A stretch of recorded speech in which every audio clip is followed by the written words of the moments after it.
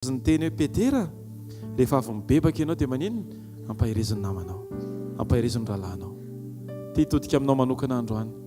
Rehefa avy mibebaka ianao, dia aza mitodika amin'ny tenanao, fa mitodika amin'ny olona akaiky anao. Mety ray, mety reny, mety vady, mety zanaka. Dia antsika ho tonga fampahirezana ho an'ny hafa. Dia antsika hitsangana amin'ny voninahitra an'Andriamanitra raha sitraka ao, miaraka ny fo voaomana ampandeferana, ampanekena ny sitrapon'Andriamanitra amin'ity fotoana ity. Vavaka tsika tompoko. Raha eo amin'ny anaran'i Jesosy, misaotranao feno izay Andriamanitra ny amin'ny fitiavanao. Indray nomenao an'izao fotoana izao izahay, nomenao tombonandro izahay, misaotra ny amin'ny fiarovana, misaotra ny amin'ny famindram-po, misaotra ny amin'ny fananganana, misaotra ny amin'ny fitiavana, misaotra tompony amin'ny famatsiana ihany koa, misaotra fa mbola nomenao fofonaina izahay tsiraray avy, misaotra fa asehonao fa izany fitiavana izany dia tsy hanetsaina fotsiny ihany, fa nasehonao anay ny fampiarana an'izany. Alleluia. Misaotra Jesosy, misaotra Jesosy, misaotra Jesosy. Dia antsika hisaotra ny Tompo, hisaora izy ankalazao ny anarany masina, hisaora izy androany. Misaotra Jesosy, tsy hoe mendrika ny hotiavana Jesosy, fa ianao mihitsy Andriamanitra ilay fitiavana dia maneho an'izany aminay rehetra tsy hankanavaka. Misaotra Tompo, fa asehonao ny maha ianao anao. Ianao ilay nilaza tamin'ny Mosesy hoe izao izay izy no maneho ny maha izy anao androany Andriamanitra.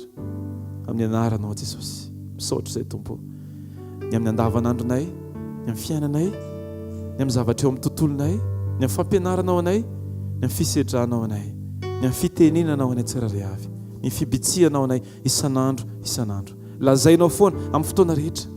Jesosy ndreto izay Tompo, manaiky indray. Ny tarianao, ny tantaninao, no ampianarinao. Ny tena zanaka marina dia tsy ny mitondra ny anarana, fa ny tena zanaka marina dia ny manolotra fankatoavana amin'ny fotoana rehetra. Ndreto izay Andriamanitra, anolotra ny fankatoavana hitanteraka ho anao, tsy hoe amin'ny fotoana izay irahana eto amin'ity toeran'ity fotsiny Andriamanitra, fa mandritry ny andro izay mbola velanao iainanay. Ny ora rehetra, ny minitra rehetra, Jesosy dia ka tsy fatakaran'ny saina nomenay Andriamanitra, ka izak'izay ny hanazava ny zavatra lazainao, foka kosa Andriamanitra amin'ny fankatoavana fotsiny. Iondrika satria ny fahalalanao dia lehibe lavitra no mety fatakaranay izay kely Andriamanitra. Ny fanekenay iondrika sy ankohaka Andriamanitra no fanalahidiny fanovana ny fiainany tsiraray avy. Amin'ny anaranao Jesosy, manaiky izahay Jesosy, manaiky izay ny amin'ny fitarianao, manaiky izay ny amin'ny fampianaranao, manaiky izay ny amin'ny fitenenanao, amin'ny anaranao Jesosy. Amen. Ndao tsika hiteka mafy ho an'i Jesosy amin'izao fotoana izao. Raha sitraka ao te hafa mafy ho an'i Jesosy, ika aleluia tsika, aleluia, aleluia. Aza vela hoe ny ririnina mihitsy hoe tena mangatsika ny feonao sy ny fonao ho an'i Jesosy. Amen. Salamo 4:7 no vakitsika rehetra amin'ny anaran'i Jesosy. Salamo 34 ka 7 no tononiko hoe tanteraka amintsika tsiraray avy ho lasa fiainantsika manomboka amin'ity fotoana androany ity ty ten'Andriamanitra ity. Amin'ny anaran'i Jesosy, hisaotra ny Jehovah lalandava aho, hoe mbavako mandrakariva ny fiderana azy. Jehovah no reherehan'ny fanahiko, ary izany mipandefitra ka ho faly. Miara mankalazan'i Jehovah amiko, ary aho ka hiara manandratra ny anarany isika. Amen. Amen. Ako marina amintsika tsiraray avy izany teny izany, hisaotra ny Jehovah lalandava aho, hoe mbavaka mandrakariva ny fiderana azy. Amen. Amin'ny fotoana rehetra ndao tsika hianatra hideran'Andriamanitra. Amin'ny fotoana rehetra ny zavatra mitranga dia aza vela hovain'ny situation ny fomba fideranao n'Andriamanitra. Tsy hoe rehefa ratsy ny zavatra hita amin'ny endrika ivelany dia lasa hifanaraka amin'iny toetry ny fonao, fa zao misy zavatra tsy tokony hiova amintsika tsiraray avy, deran'Andriamanitra amin'ny fotoana rehetra. Zay anao ntopisitsika tsiraray avy, zao sandratsika ny tanantsika dia deran'Andriamanitra tsika anatin'izany, anatin'ny vavaka. Teneno Tompo, mideranao Andriamanitra, tsy mideran'ny zava-misy a Jesosy, fa mideranao. Tsy maninona izay zavatra mety hitan'ny masoko, izay mety lazain'ny olona, mety henoko, mety mitranga Jesosy, fa zao tsy hanova ny fiderako anao na ovinanao vinzan'Andriamanitra. Fianao le masina, le masina, le masina tsy miova, omaly an'io ary mandrakizay, tsy arakaraky ny zava-mitranga ny fahalehibiazanao, fianao efa lehibe, atrizay, atrizay. Mendrika ny fiderany anao Andriamanitra. Ny tananay rehefa mitehaka dia ho anao, ny fonay rehefa mitempy dia ho anao Andriamanitra, ny vavanay rehefa miteny dia mankalaza anao, ny masonay rehefa mikipikipy dia midera anao Andriamanitra. Ny fonay Andriamanitra, ny momba anay rehetra Andriamanitra, ny membre anay, ny tenanay manontolo Andriamanitra, ny hetsika rehetra ataony Andriamanitra dia tianay homena anao satria anao mpanao anay tsirairay avy Andriamanitra. Antom-pisinay anao Jesosy, antom-pisinay ny fiderana ny anaranao Andriamanitra, ny fitombonay, ny fandrosoanay dia mifamatotra amin'ny hoe iza ny terainay Andriamanitra tsara indrindra. Jesosy eo ianao ny terainay sy ankalazainay ao fotoana rehetra.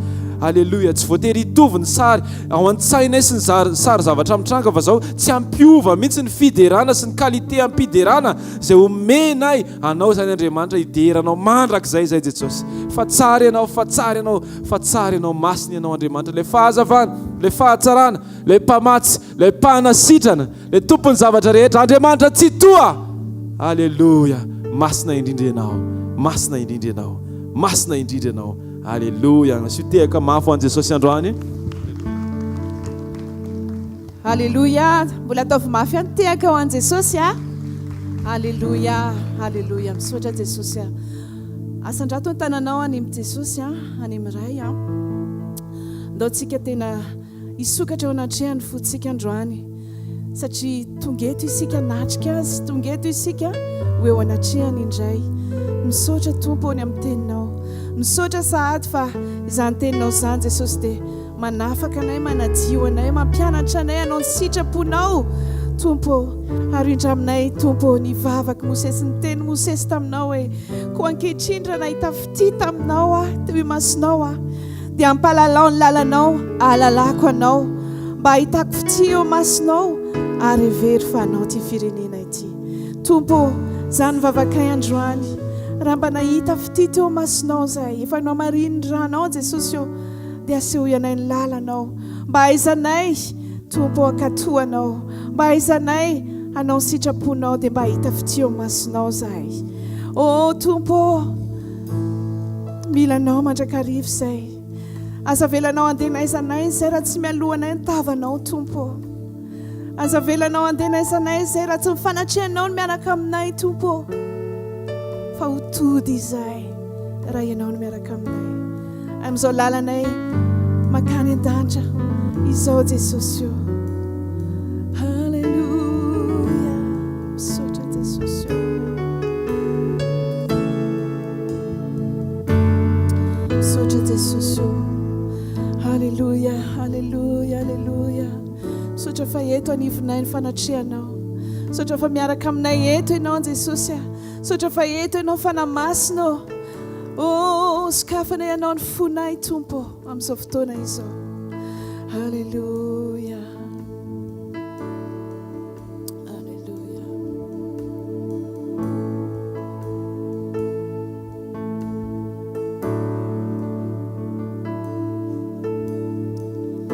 Ity ao tolory tananao, turo ilalanao, zay aleanao no tiako alefara, andehanao zao komba andeha, oento lavitra ny fahazaranao, voay varavaranao, raha tsy anao no mamomana hira, lay tsisy makatona amtiako idira, varana hita fity taminao ambany helatrao,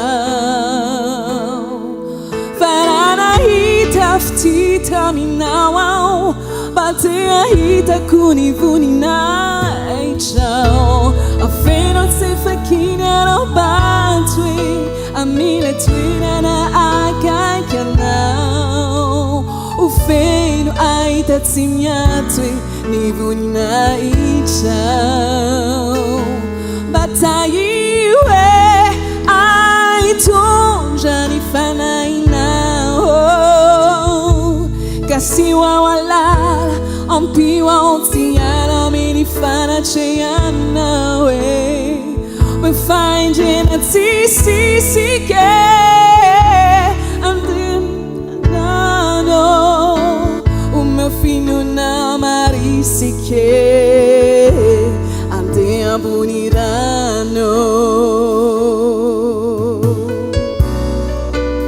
sanzi sosuvava kai.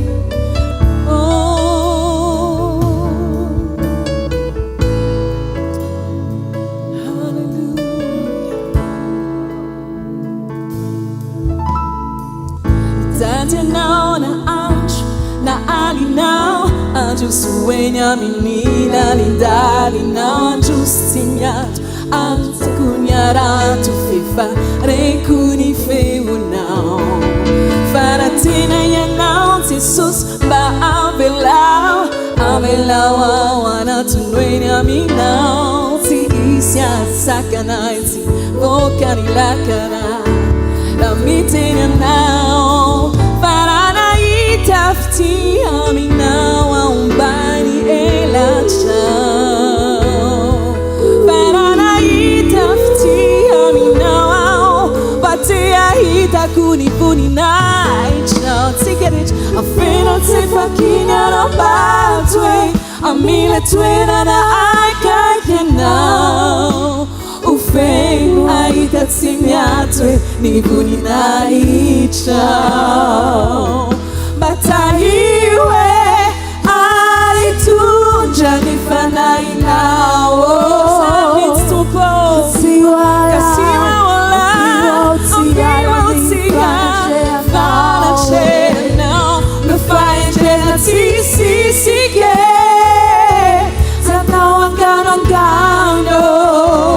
umefiluna marisike ande abunira batayi utopo batayi we aituja nifana inao kasiwala ampiwa utiara minifana chea nawe mefaye jena tisi sige zanawangano umefiluna marisike ante abunirando umefiluna marisike ante abunirando sante susa finuna marisike ante abunirando tumpo pisai ampenary zay ahitondra ny fanahinao tompo isan'andro isan'andro ampenary zay Jesosy io ay andeha amin'ny lalanao iaino ny feonao ho mpiaino mpankatoa Jesosy io ny tena rehetra zay efa nolazaina taminay teto amin'ity toerana ity tonga eto anatrehanao zay androany Jesosy io mba ho ampenarinao indray mba hankatoa ny teninao Jesosy ampiatra izany Jesosy io anokatra ny fonay anay koa hitsinao sy amboarinao tanteraka Jesosy io Jesosy io mitenena aminay tsiraray avy ao amponay androany Jesosy io tsy ho verimaina izao fotoana androany izao Jesosy io fa fotoana iona anay aminao tanteraka halleluja sotra Jesosy eto ny fanatrehanao tompo ianao Jesosy ny lainay ianao Jesosy ampo anay fitiavanao Jesosy ampo anay ianao Jesosy ianao ilay mpanasitrana anay Jesosy ninina mety ratra vesatra Jesosy rehefa tonga eo fanatrehanao zay Jesosy dia maivana izany Jesosy tsisy aizina manjary eo fanatrehanao Jesosy tsisy fatotra Jesosy zay tsy hivay eo fanatrehanao Jesosy tsisy olana tsy hivay eo fanatrehanao zany Jesosy Jesosy manatrehanao mameno izao toerana izao ianao Jesosy kanaiky ity toerana ity voninahitra sy ny herinao Jesosy tompo ianao ny lainay halleluja ianao rehefa nampanantenana efa hitany raha izay tompo dia tsy hanafitra anay izany raha hitany ony izay tsy hanafitra anay izany raha hitany afo izay dia tsy homaio ianao tompo fa ianao nefa mialo lalana anay halleluja ore glory eto fanatrehanao tompo eto fanatrehanao tompo halleluja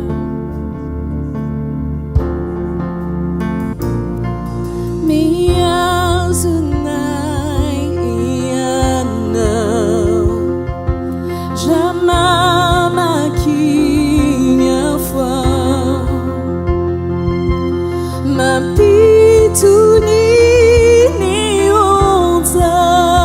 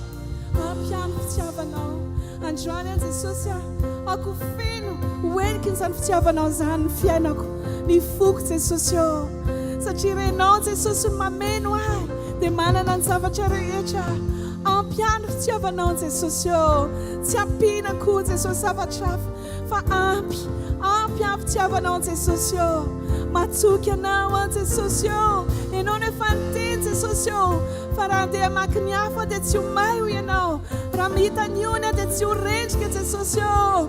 Halleluja, tsy rehetra aminay ilay lafo ianao Jesosy eo. Ninina zavatra mety mandala amin'ny fiainanay androany Jesosy. Ninina zavatra mety mafy amin'ny fiainan'ny tsirairay avy androany Jesosy eo. Dia ianao efa nampanantena fa ianao no hiato anay.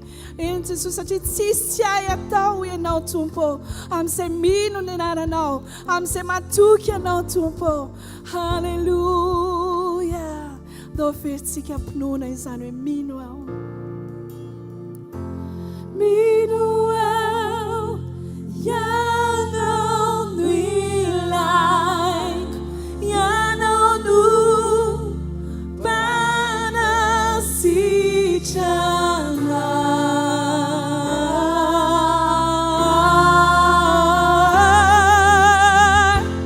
Mino aho, hantsaraka ianao Jehovah.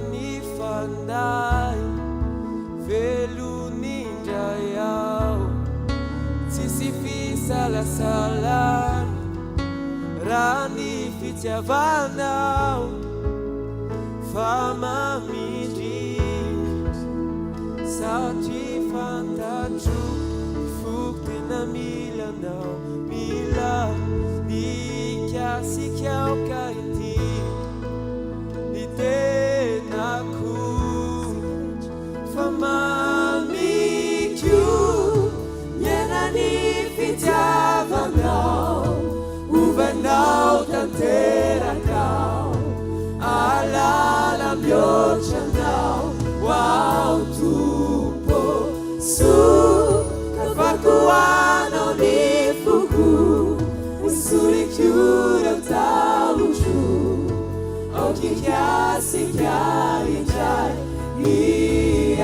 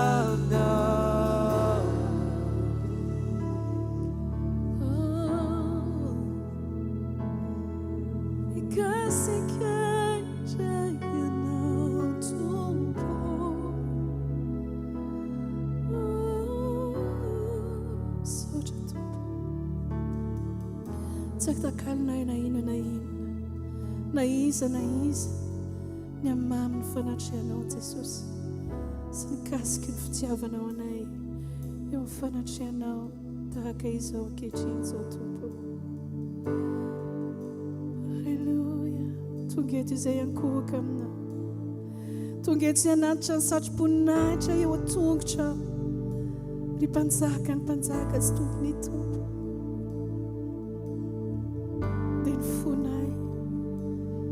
Ny aminay manontolo ny fanahinay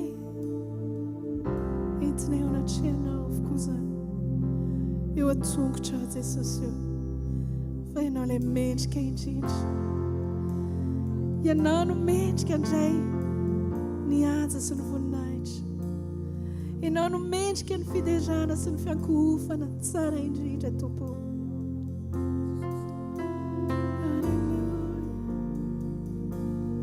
Misy mpanjaka manatriketo sokafiny fo andray azy ny fiderana no anjakany ny fahasoavany no anenikianzy mandal ireo enta mavesatra ireo amboary rehetreo atongony misy anarana ambony anarana rehetra Jesosy Kristy mpanjakany mpanjaka.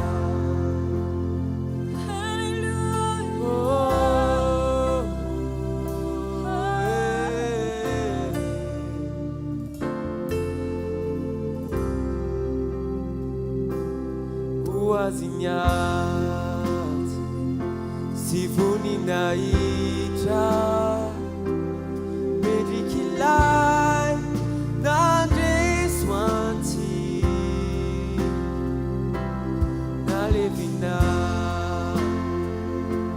itsangana mike nifasana tsy natazonazy fiderana deu azi manjakiza ilananjes tupuni fanarai nisianarana ambuni anarana recha Jesus Christi panzakani panzak.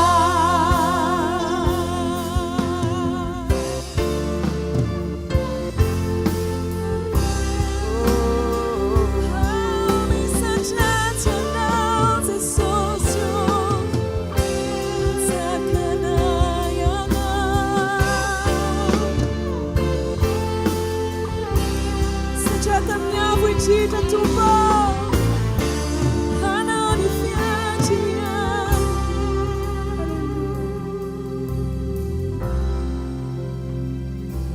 tiwelitsu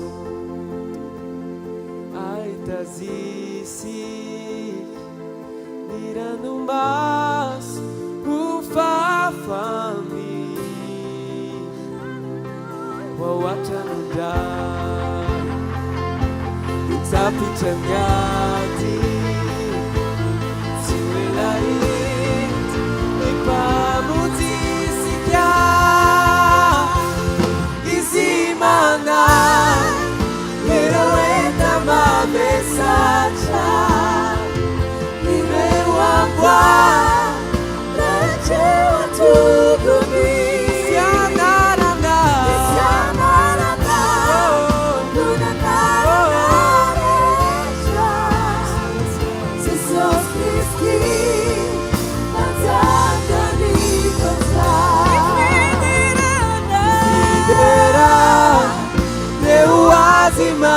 mandrakizay masina mandrakizay misy anarana ambony anarana rehetra Jesosy Kristy mpanjakany mpanjaka Jesosy Kristy mpanjakany mpanjaka Jesosy Kristy mpanjakany mpanjaka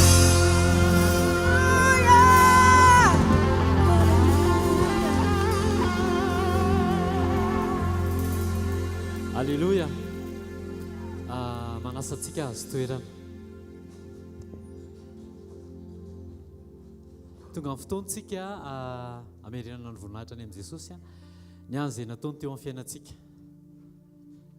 Rehefa natao ny fanontaniana tery ampidirana dia zazakely anankiray no nanantona anao hoe j'ai une histoire à te raconter. Dia ozy izy hoe nisy fotoana ozy izy nandeha tomobile dia mamy le chauffeur bus scolaire angambany zany. Dia rehefa nandeha mafy be le bus scolaire dia naprisika daholo ny olona hoe vas-y vas-y dia ny accélère le chauffeur. Dia le zazakely nefa teo amin'ny devant dia rehefa nandeha mafy be le izy teny am-bypass dia nidona le tomobile dia tomobile dimy no ohatrany hoe nifafan'le bus scolaire zany. Dia tsy nisokatra le airbag dia no fiarovan Jesosy dia nidona tery amin'le fitaratra le bandikely dia nisy blessure fotsiny teto fa ny ankoatran'izay tsy nanina nefa tena nandeha mafy. Alléluia. Fiarovan Jesosy. Dia angatahantsika izy hitsangana dia andaontsika hitehaka mafy ho an Jesosy ny amin'ny zavatra nataon'i Jesosy teo amin'ny fiainan'ny Ruben. Alléluia. Tao anatin'izany dia narovan'i Jesosy izy dia voatahiry ny fahavelomany mandraka androany. Amen. Andao ararontsika foana ny fotoana izay amerenana ny voninahitra any amin'i Jesosy hoe hisorana an Jesosy. Azoko antoka 100 isan-jato, 1000 isan-jato fa misy zavatra nataon'i Jesosy daholo teo amin'ny fiainantsika tsirairay avy. Teo amin'ny isam-batan'olona, teo amin'ny isam-piankonana dia misy zavatra nataon'i Jesosy fa mety hoe tsy vonona angambany na mety hoe mbola tsy le important aminao fa raha nefa le ngeza be dia nitsangana ianao nijoro dia te hamprisika anao te hampahery anao tianao Jesosy. Isan'andro Jesosy dia mikarakara ny fiainanao. Misy ratsan-tanan'Andriamanitra amin'ny fiainanao, misy dia tanan'Andriamanitra amin'ny fiainanao. Dia iny zao maman'ny Ruben fa nitsangana. Alléluia. Hitanareo zany tsara Jesosy. Alléluia. Tsara Jesosy. Ie Ruben sy Liliny tao anatin'le tsy karaha le izy fa voiture particulier moa zany. Izany hoe vadina maîtresse no mitondra le izy. Dia mamo izy dia le zazakely tsy malala fa dia hoe accélère dia vas-y vas-y dia zany mamo zany nefa moa haintsika tsara. Dia raha ny dégâts-n'le tomobile sy ny olona nanatry maso teo zany dia hoe tena grave be satria na le chauffeur io arany tena mambolana maro mihitsy vao tafatsangana teo am-pandriana fa ohatrany izy tapaka ny côteny sy ny ohatran'izany. Nefa le zazakely tena teo amin'ny devant mihitsy Ruben fa nisy naratra kely fotsiny teto dia nitarafina fa tsisy ninina, tsisy fetraikany voninahitra ho an'i Jesosy. Dia izay mahatsara antsika iray aman-dreny hoe vavaka ho an'ny zanantsika foana isan'andro ary tena Jesosy tena mihaino ny vavaky ny iray amin'ny parents zany ho an'ny zanany ary natao hivavaka ho azy. Dia hijoroako vavolombelona koa ohatrohatran'izay ihany koa izay moa zany izay menakavy kely zany nandeha tany nakarivotra kely tany Majanga dia tamin'ny lalana andeha hoany zany izay dia nisy nandeha normal dia nisy camion be zany fanena taminay dia efa tena hoe efa mifanena ohatran'izao mihitsy izay sy le camion dia nisy 4x4 ngeza be avy any tonga dia nandeha mafy be tena nidepasy an'le camion izy nefa izay tena inona moa zany tena hoe fasafasy mihitsy ny amin'le 4x4 be zany le tobilinay izy mandeha mafy be dia tonga Jesosy Jesosy eo dia tena hoe Jesosy ny tena hoe namilo ny volant fa mino aho satria raha ny fahatairanay sy ny hoe ankelan'ilay fotoana tsy isy hoe 4 seconde fa 1 seconde tsy maintsy hoe namiliana dia misaotra an' Jesosy fa raha izany no hoe antsana ny tany ambadika tany dia tena tany izay menakavy kely na hoe niara-vilona akany izay sy ilay 4x4 fa nataon' Jesosy hoe nisy alitanareo ilay ohatra ny ahatra avo be reny fotsiny dia tonga dia tafavily tany ilay fiaranay tafiala an'ilay 4x4 tena voninahitra ho an' Jesosy fa tena namonjy ny ainay menakavy kely izy misaotra an' Jesosy fa tsara Jesosy miaro ny zanany. Ndao tsika hitsangana, ndao tsika hisaotra an' Jesosy. Teo amin'ny fiainany Dato Fortuna sy Taty Very menakavy izay témoignage izay fa eo amin'ny fiainanao koa misy zavatra afaka hisoranao an' Jesosy. Andao aloha tsika hiara hisaotra an' Jesosy ny amin'ny nataon' Jesosy teo amin'ny fiainany, ny amin'ny fiarovana, ny amin'ny fitantanana. Azontsika ve ny tombontsoa amin'ny fahatahorana an'Andriamanitra? Misy fotoana tsika manadino mivavaka ho amin'ny fiarovana ny zanantsika. Fa rehefa tafatoetra ny fahatahorana an'Andriamanitra dia ny anjelan'i Jehovah izy miboky ny salama, mitoby mandidina izay matahotra azy. Alleluia. Asan-drato ny tananao dia andaontsika hisaotra ny amin'ny zavatra nataon'i Jesosy teo amin'ny fiainana tokantrano zareo. Jesosy ndretso izay miray fo, miray saina. Misaotra ny amin'ny fiarovanao, misaotra ny amin'ny famindramponao, misaotra fa narovanao tamin'ny loza Ruben, misaotra fa narovanao tsy ho tratran'ny loza ny fiara nandehanan'ny tonton Fortuna menakavy nakany Majunga. Misaotra Jesosy ny amin'ny fiarovanao, misaotra Jesosy ny amin'ny planinao eo amin'ny fiainana zareo. Androany izay dia te-hankasitraka anao noho ny amin'ny zavatra nataonao teo amin'ny izy menakavy kely. Ary eto izay dia misaotra anao koa Jesosy ny amin'ny diatananao eto amin'ny fiainanay tsirairay avy. Fa tsy ohatran'izao izahay nisambatan'olo eto aminay raha tsy ny famindramponao sy ny fitiavanao. Jesosy mankasitraka misaotra Jesosy mety menatra izay indraindray manambara ny zavatra nataonao teto amin'ny fiainanay. Fa mbola namindranao fo foana izay dia nivelominao, nitantananao. Androany Jesosy raisoanao ny dera sy ny laza, ny voninahitra mandrakizay. Misaotra ny amin'ny fahatokianao Jesosy, ny amin'io masoandro miposaka isamaraina io. Misaotra Jesosy ny amin'ny famindramponao izay no avozinao andray androany. Misaotra Jesosy fa tratran'ity fotoana communion ity izahay tsirairay avy androany. Misaotra Jesosy mankasitraka raisoanao ny dera sy ny laza ary ny voninahitra mandrakizay. Amen. Andao tsika tehaka mafy an' Jesosy manantena anao sady manentana anao amin'ny zoma sy sabotsy mba anao toy vakantsika anambarany zavatra nataon'i Jesosy teo amin'ny fiainantsika. Tovy mafy ny tiako an' Jesosy dia mahazo toerana tompoko azafady. Alleluia. Ndao mbola toizantsika ilay vakana ary toizantsika aloha ny vavolombelona mialohan'ny atongavan'ny fampidirana ny teny. Misaotra ny tompony amin'ny vavolombelona teo dia itso vavolombelona kely za olona mora matory. Alleluia. Mora matory tena isaorana ny tompo zany misy olona tsy matory. Za raha vao ambony fandriana dia 2 minitra 3 minitra io mivadiko izy mbola variana miresaka za fa matory. Alleluia. Tena tsara be zany mino amintsika fa tsika ohatrohatra zany daholo fa mivavaka alohan'ny atory. Zay mivavaka alohan'ny atory. Fa za tsy eo ambony fandriana ihany mora matory fa ny anaty tômôbilina koa. Za mitondra tômôbilina dia mora matory. Dia misy olona izay tantaray mivadiko zay hoe izy koa mora matory dia accident mihitsy ilay tômôbilina dia misaotra tompo fa za indraindray zany matory za eny talata maty miasa fa eny talata maty ka hatrany an-trano misy fotoana matory eny anaty tômôbilina. Za rery ny anaty tômôbilina mandeha fa za matory. Fa saorana ny tompo voninahitra ho azy fa mbola tsy nidona fa ohatran'ny hoe mifo amin'ilay fotoana tokony hifoazana. Dia ny tena nahavariana justement niaraka tamin'ny mpanompon'Andriamanitra tonton Fortuna mianakavy pasteur Nirina dia zay mianakavy kely nandeha tany Majunga tamin'ilay croisade teo.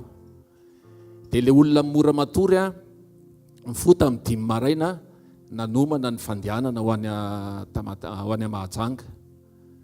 dia nandeha teny an-dalana zany betabe ny tantara teny an-dalana fa tsy tantaraiko a fa tamin'ny 5 maraina zay niainga teto ilay olona mora matory a tamin'ny 7 maraina napitso vao tonga tany Majunga tsy natory teny an-dalana satria anao ny asan'Andriamanitra tena hoe tsy normal zany fa teny an-dalana nandeha alina nisy fotoana mipetraka dia hoe atory kely anaty fiara fa tsy dia natory mihitsy tonga tany Mahajanga dia hoe andeha monjy hôtely dia atory kely aloha zara raha nisy adiny ray fa tsy narary andoha le olona mora matory ary tsy natory mihitsy fa dia nideran'ny tompo nanompo an'Andriamanitra voninahitra ho azy irery andao tsika tehaka mafy ho an'ny tompo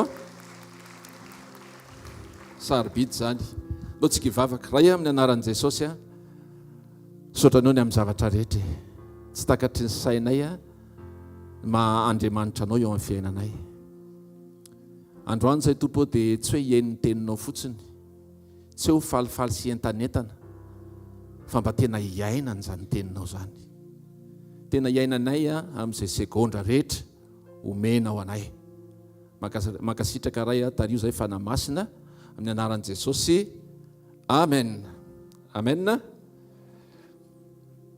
efa nisy fotoana nyzaraiko teto ihany izy ity hoe amin'izao andro alohan'ny hatongavan'ny tompo zao amin'izao andro farany zao dia miandry antsika Andriamanitra fa miandry antsika ihany koa Satana miandry antsika ny tena tanjon'ny Satana dia zao animba ny fifandraisantsika ireo azontsika ve zany fifandraika tsy haiko manina koa le hoe tsika sinareo zao vao tonga amin'izao vaninandro zao fa tena tsika sinareo mihitsy ny tiany Satana simbaina mba tsy hahatonga n'ilay fiombonana ny tena dadiavin'Andriamanitra aloha zany alohan'ny fiombonana aminy satria iombona aminy tsika amin'ny alalan'ny Sainte Seine dia zao ny fiombonantsika sinareo mihitsy ny tiany sombaina fa androany tsy simban'izany amin'ny anaran'i Jesosy amen amen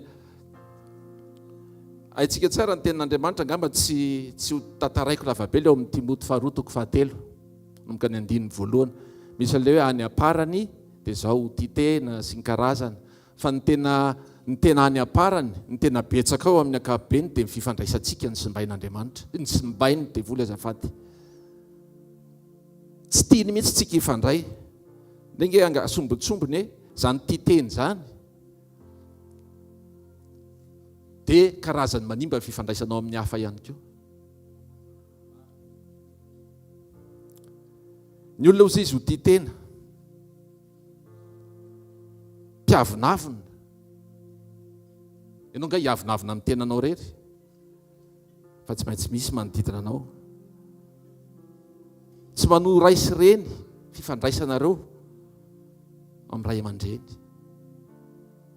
tsy misaotra ianao koa tsy hoe hisaotra ny tenanao manokana fa matoa misy zavatra tokony hisaoranao dia misy nanao zavatra taminao tiany Satana simbainy zany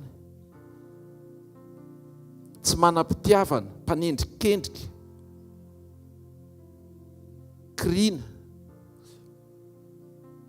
zany rehetrarehetra zany dia anisan'ny tiany fahavalo simbaina amin'izao andro farany zao zany hoe le fifandraisantsika sinareo mihitsy ny tiany simbaina dia any amin'ny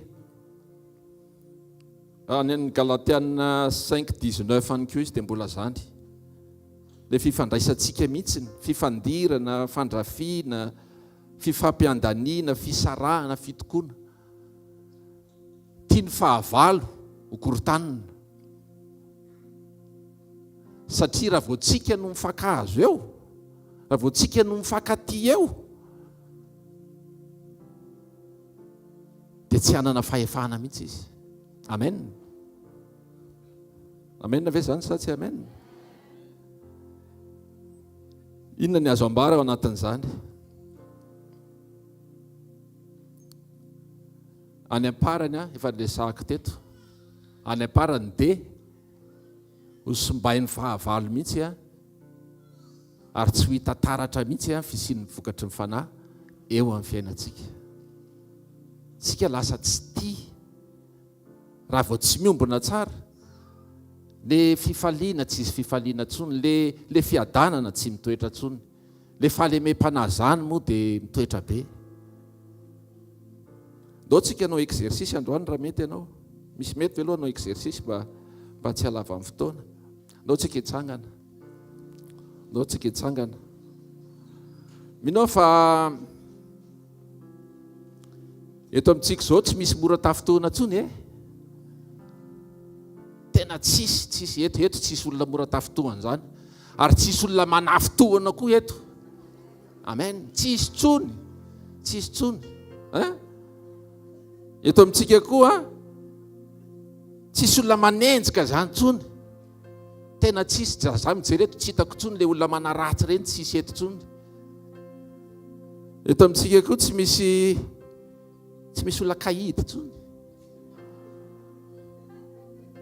Manome daholo.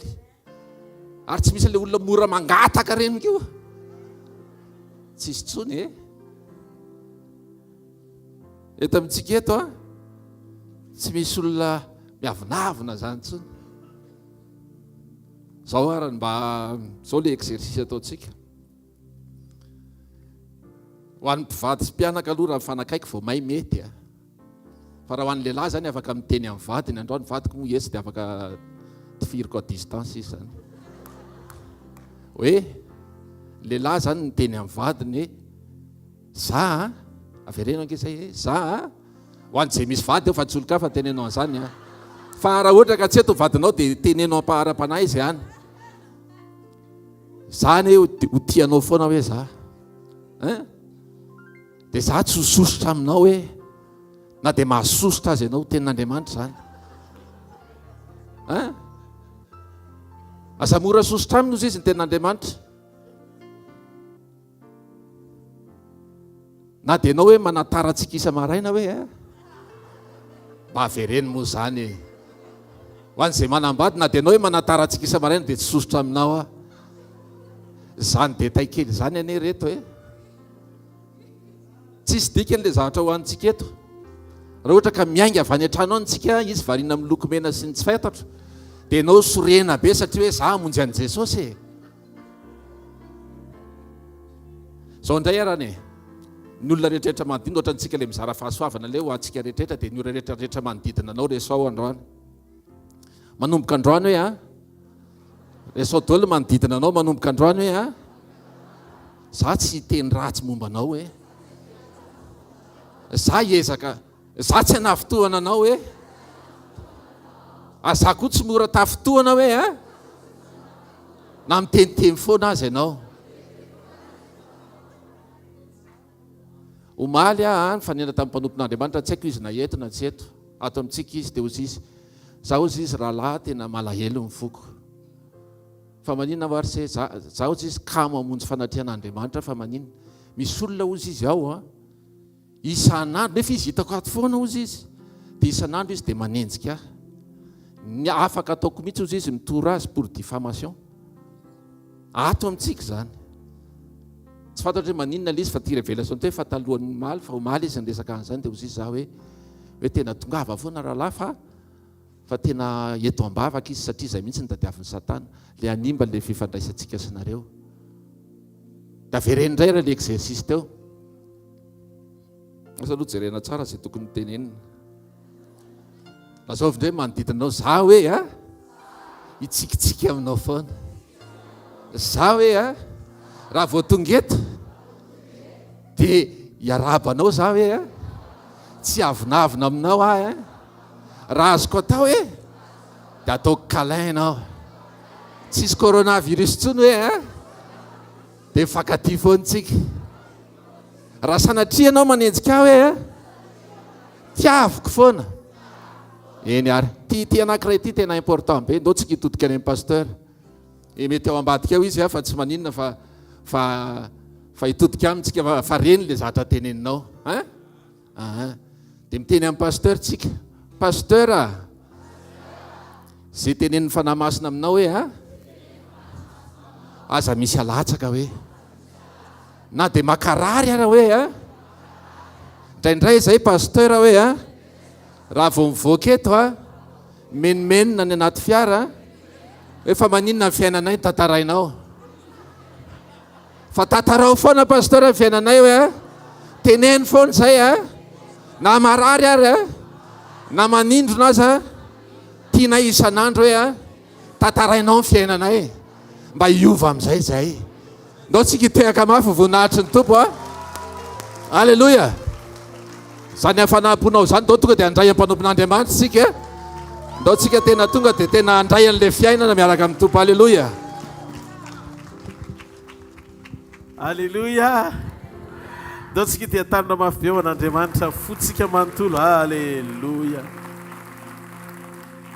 ofafainy amin'ny lanitra ny taranao dia ndao tsika hisaotra an'Andriamanitra fo fanahy momba atsika ray manontolo ohatra ny teny amin'ny tompo zany tsika manandratany eo anatreny hoe tia ndray Jesosy tonga eto akasitraka anao anome voninahitra anao hideranao iankohaka eo anatrenao ny tompo niadiny ray eo anatrenao dia tsara lavitra noho ny arivo taona zay no mahatonga anay te hitoetra eo foan'Andriamanitra satria mahatamana ny fanatrenao raha misy toerana faran'izay tsara indrindra mendrika indrindra ho tsy hoe rehefa vory ny ankonako tsy hoe rehefa tanteraka ny faniriako tsy hoe rehefa tomombana ny valim-bavako na hoe tanteraka ny zavatra rehetra zay tena hoe nangatahako teo anatrenao fa ny fifaliako Andriamanitra dia ny mahatsiaro fa mbola eo amin'ny fiainako ianao aza mandao anay zany Jesosy ataovy tsapanay foana hoe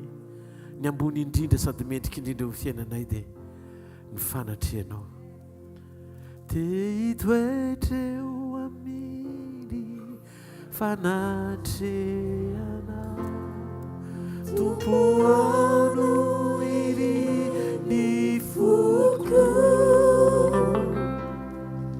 dia hibanjinitra ny vonina itrao hiankoka eo an-tokotrao dia hitoetreo amin'ny fanatrehanao tompo ono iry ny foko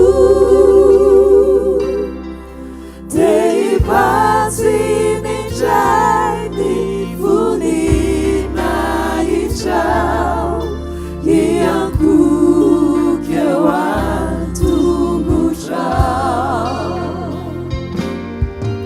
eo anilanao foana no tiako isiany iakinao ny fitiavanao tsy tady toeraka fasambatray tompo ny fanatrehanao ampiay ny fanatrehanao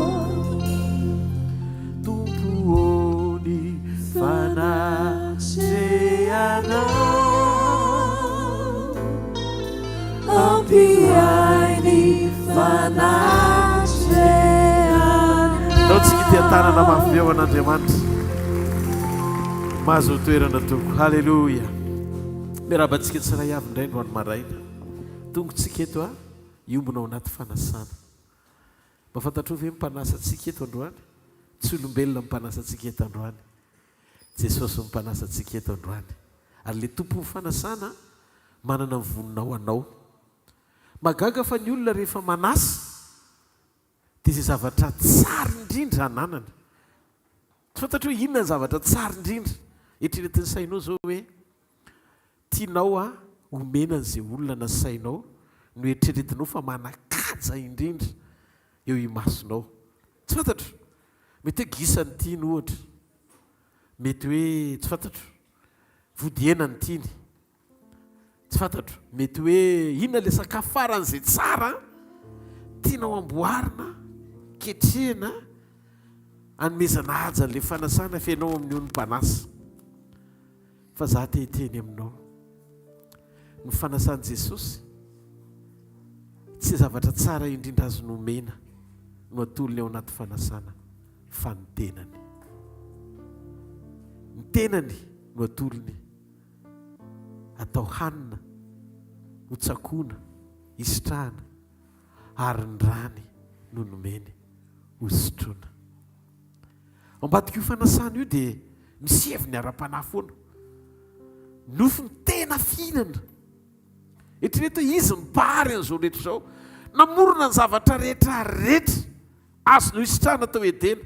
Ary ny Baiboly dia milaza fa ny zavatra rehetra nataon'Andriamanitra tao edena dia tsara tarehy daholo. Mahafinaritra, mahasoa ny olombelona daholo. Ny anana nataony ho fihinana, ny voankazo nataony isitrahana, tsara daholo izany rehetrarehetra izany. Fa ozy izy ny tenin'Andriamanitra hoe tsy tena fihinana hono izany, fa azo hohanina. Azo hohanina daholo ny zavatra rehetra. Fa le androany maraina, ozy Jesosy, ny nofoko no tena fihinana, ary ny rako no tena fisotro. Rehefa Andriamanitra miteny hoe tena fisotro, tena fihinana ny dikan'izay, misy fiatraikany tsara lavitra eo amin'ny fiainanao noho ny fiatraikan'izay zavatra rehetra azonao hanina. Ny fihinananao an'ilay tena fihinana sy fisotronao ilay tena fisotro. Mafantatrao ve fa miafinao ambadiky ny tena fihinana sy tena fisotro, ny asarobidiny mandrakizay ianao. Jesosy dia laza Jona 5:7-8, izay mihinana ny nofoko sy misotro ny rako no manana fiainana mandrakizay, ary za hanangana azy amin'ny andro farany. Izany hoe ny hohanina ho androany dia hisy fiatraikany amin'ny andro farany ainanao. Andriamanitra mamaritra ny omega ao anaty fihinana. Fihinana ny naveriny olona voalohany, nandany an'Andriamanitra izy ny safidy hinana ny azo fahalalana ny tsara sy ny ratsy. Very ny mandrakizay any, lasa nandova fahafatesana ny olona. Teo izy Andriamanitra, raha fihinana ny namitaka ny olona, satria tsy azo hohanina le izy. Teo izy Andriamanitra, atsangako amin'ny tena fihinana ny olona, anana fanantenana amin'ny farany. Raharava le fanorenana eo amin'ny nofo hita maso tamin'ny fihinanana ny azo fahalalana ny tsara sy ny ratsy.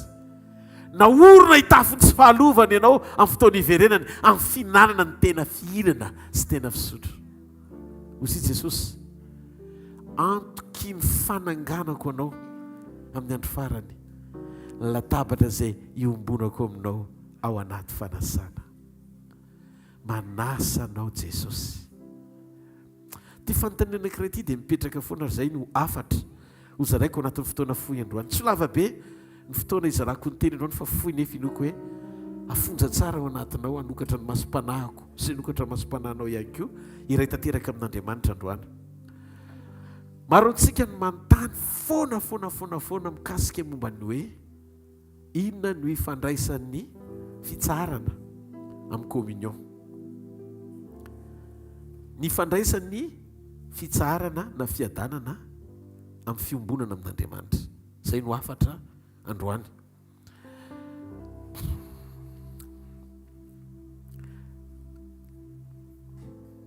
Nisy tantara kely anaty Baiboly, mangataka tonga dia mba ho avoaka avy hatrany satria le Baiboly keliko iny mbola tsy tonga. Ao amin'ny bokin'ny Lioka 4 manomboka amin'ny 9 ka hatramin'ny 9:1. Lioka 4 manomboka amin'ny 9 ka hatramin'ny 1:2. Hozarentsika amin'ny anaran'i Jesosy ny teny. Ary nony tamin'ny sabata afako niditra tao amin'ny sinagogy Jesosy ka nampianatra. Ary nisy lehilahy anankiray maty tanana tao. Ary ny mpanorandalàna sy ny fariseo nizaha taratra azy, na hasitrana amin'ny sabata izy na tsy, mba hitany izay hiampangana azy. Fa Jesosy nalala ny hevitr'ireo ka dia niteny tamin'ny raha lehilahy maty-tanana hoe nitsangana ka mijoro hoe tsy afovoany, dia nitsangana izy ka nijoro. Ary Jesosy tamin'ireo manontany anareo aho, mono manao soa va no mety atao amin'ny sabata sa ny manao ratsy, mamonjy aina va sa ny mahavery aina? Ary nijery azy rehetra nanodidina izy dia nanao tamin'ny raha lehilahy hoe ainjiro ny tananao, dia nataony izany ka sitrana ny tanany. Dia safotry ny hatezerana izy ireo ka nioko ny amin'izay anaovana an' Jesosy. Hitanao zavatra nitranga tamin'izany dia ohatr'izao ny zavatra niseho tamin'izany. Nandeha ny mpianatra niaraka tamin'ny tompo niditra tao amin'ny sinagoga. Dia nisy rangahy maty tanana. Io rangahy maty tanana io tonga ho fanatrehan'Andriamanitra isan'andro ohatr'izao fivoriana izao izany dia voaka miditra eo izy isan'andro. Inona tonga azy mivoaka miditra teo? Nangetaheta izy niteny fiainana amin'izay fampianarana amin'ny sinagoga. Dia ny zavatra nisy miditra eo izy isan'andro maty tanana. Dia mivoaka eo izy isan'andro maty tanana. Ny andro amin'io sabata. Ary Mosesy tamin'ny araky ny lalàna dia nampianatra fa tsy misy na inona azo atao amin'ny andro sabata, na mandevina na maninona. Raha azo atao na mampirehitra afo aza tsy atao amin'ny sabata. Zay ny lalàn'i Moïse. Fa tao anaty fampianarana Jesosy, ao anaty fampianarana mitory izy ohatr'izao. Dia tao anatin'ilay fampianarana nitapahan'ilay fampianarana nahita lehilahy maty tanana izy. Dia izy Jesosy, misy zavatra tsy fantatrareo fa misy hery sy fahefana miasa ary disponible vonona amin'ny andro sabata ohatr'izao. Dia izy taitra be ny fariseo sy ny saducéo satria zatra niaina tao amin'ny lalàn'i Mosesy hoe tsy fanao izany. Ary niandrikendritoana mihitsy izy hoe anasitrana ve Jesosy sa tsy anasitrana amin'ny andro sabata, fa nanasitrana Jesosy. Dia Jesosy hoe inona ny mety amin'ny sabata, ny manisosa ny manao ratsy. Dia izy Jesosy fandanimpotoana ny atongavanao hitady an'Andriamanitra amin'ny andro sabata nefa ny ao anatin'ny fonao tsy miala amin'ny fanao ratsy. Misy olona tonga ho fanatrehan'Andriamanitra hikritika fotsiny, mety hoe fibangon'ny olona volo. Tonga io izy hijery akanjo, ohatra mahasositra koa ny fomba fiakanjony nefa ny andro sabata. Tonga io izy tsy tena hivavaka loatra fa manana ny vonona ao anatiny mialoha mbola tsy mandeha kory ny toroteny, izy tsy ao anaty toroteny ny sainy sy ny fony sy ny fanahy fa zavatra hafa ny ao anatin'ny eritreniny. Fosy Jesosy ny andro sabata tsy ohatr'izany fa ny andro sabata fitsaharan'Andriamanitra ny atao hoe sabata. Rehefa hitan'Andriamanitra hoe vita daholo ny voary rehetra dia ny andro fafita izy nitsahatra. Dikan'izay maridefy ahitan'Andriamanitra fa afa-po tamin'ny zavatra rehetra nataony izy, izay mihitsy voasoratra amin'ny bokin'ny Genesis toko voalohany. Ary hitan'Andriamanitra fa vita ny zavatra rehetra dia afa-po Andriamanitra dia nitsahatra izy. Dia ozy izy Jesosy jerena ohatr'izao nisy lehilahy malemy tanana. Toy izy Andriamanitra tsy ohatr'izao no namoronako an'io, noho izany mbola mitohy indray ny asa. Andriamanitra izany mandraka androany tsy mitsahatra satria Jesosy ny teny. Ozy Jesosy ny raiko miasa ary za mbola miasa mandraka androany. Andaontsika ity tanana mafy eo an'Andriamanitra. Noho izany mandra-pahatonga anao any an-danitra amin'ny fiverenana hitsehana pakatra anao dia tsy misy tsony ane na jour sabatika. Satria amin'izao vanim-potoana iainantsika izao tsy mbola afa-po Andriamanitra raha tsy voavonjy daholo ny olombelona rehetra eto ambonin'ny tany. Tsy mahareteka ho an'Andriamanitra.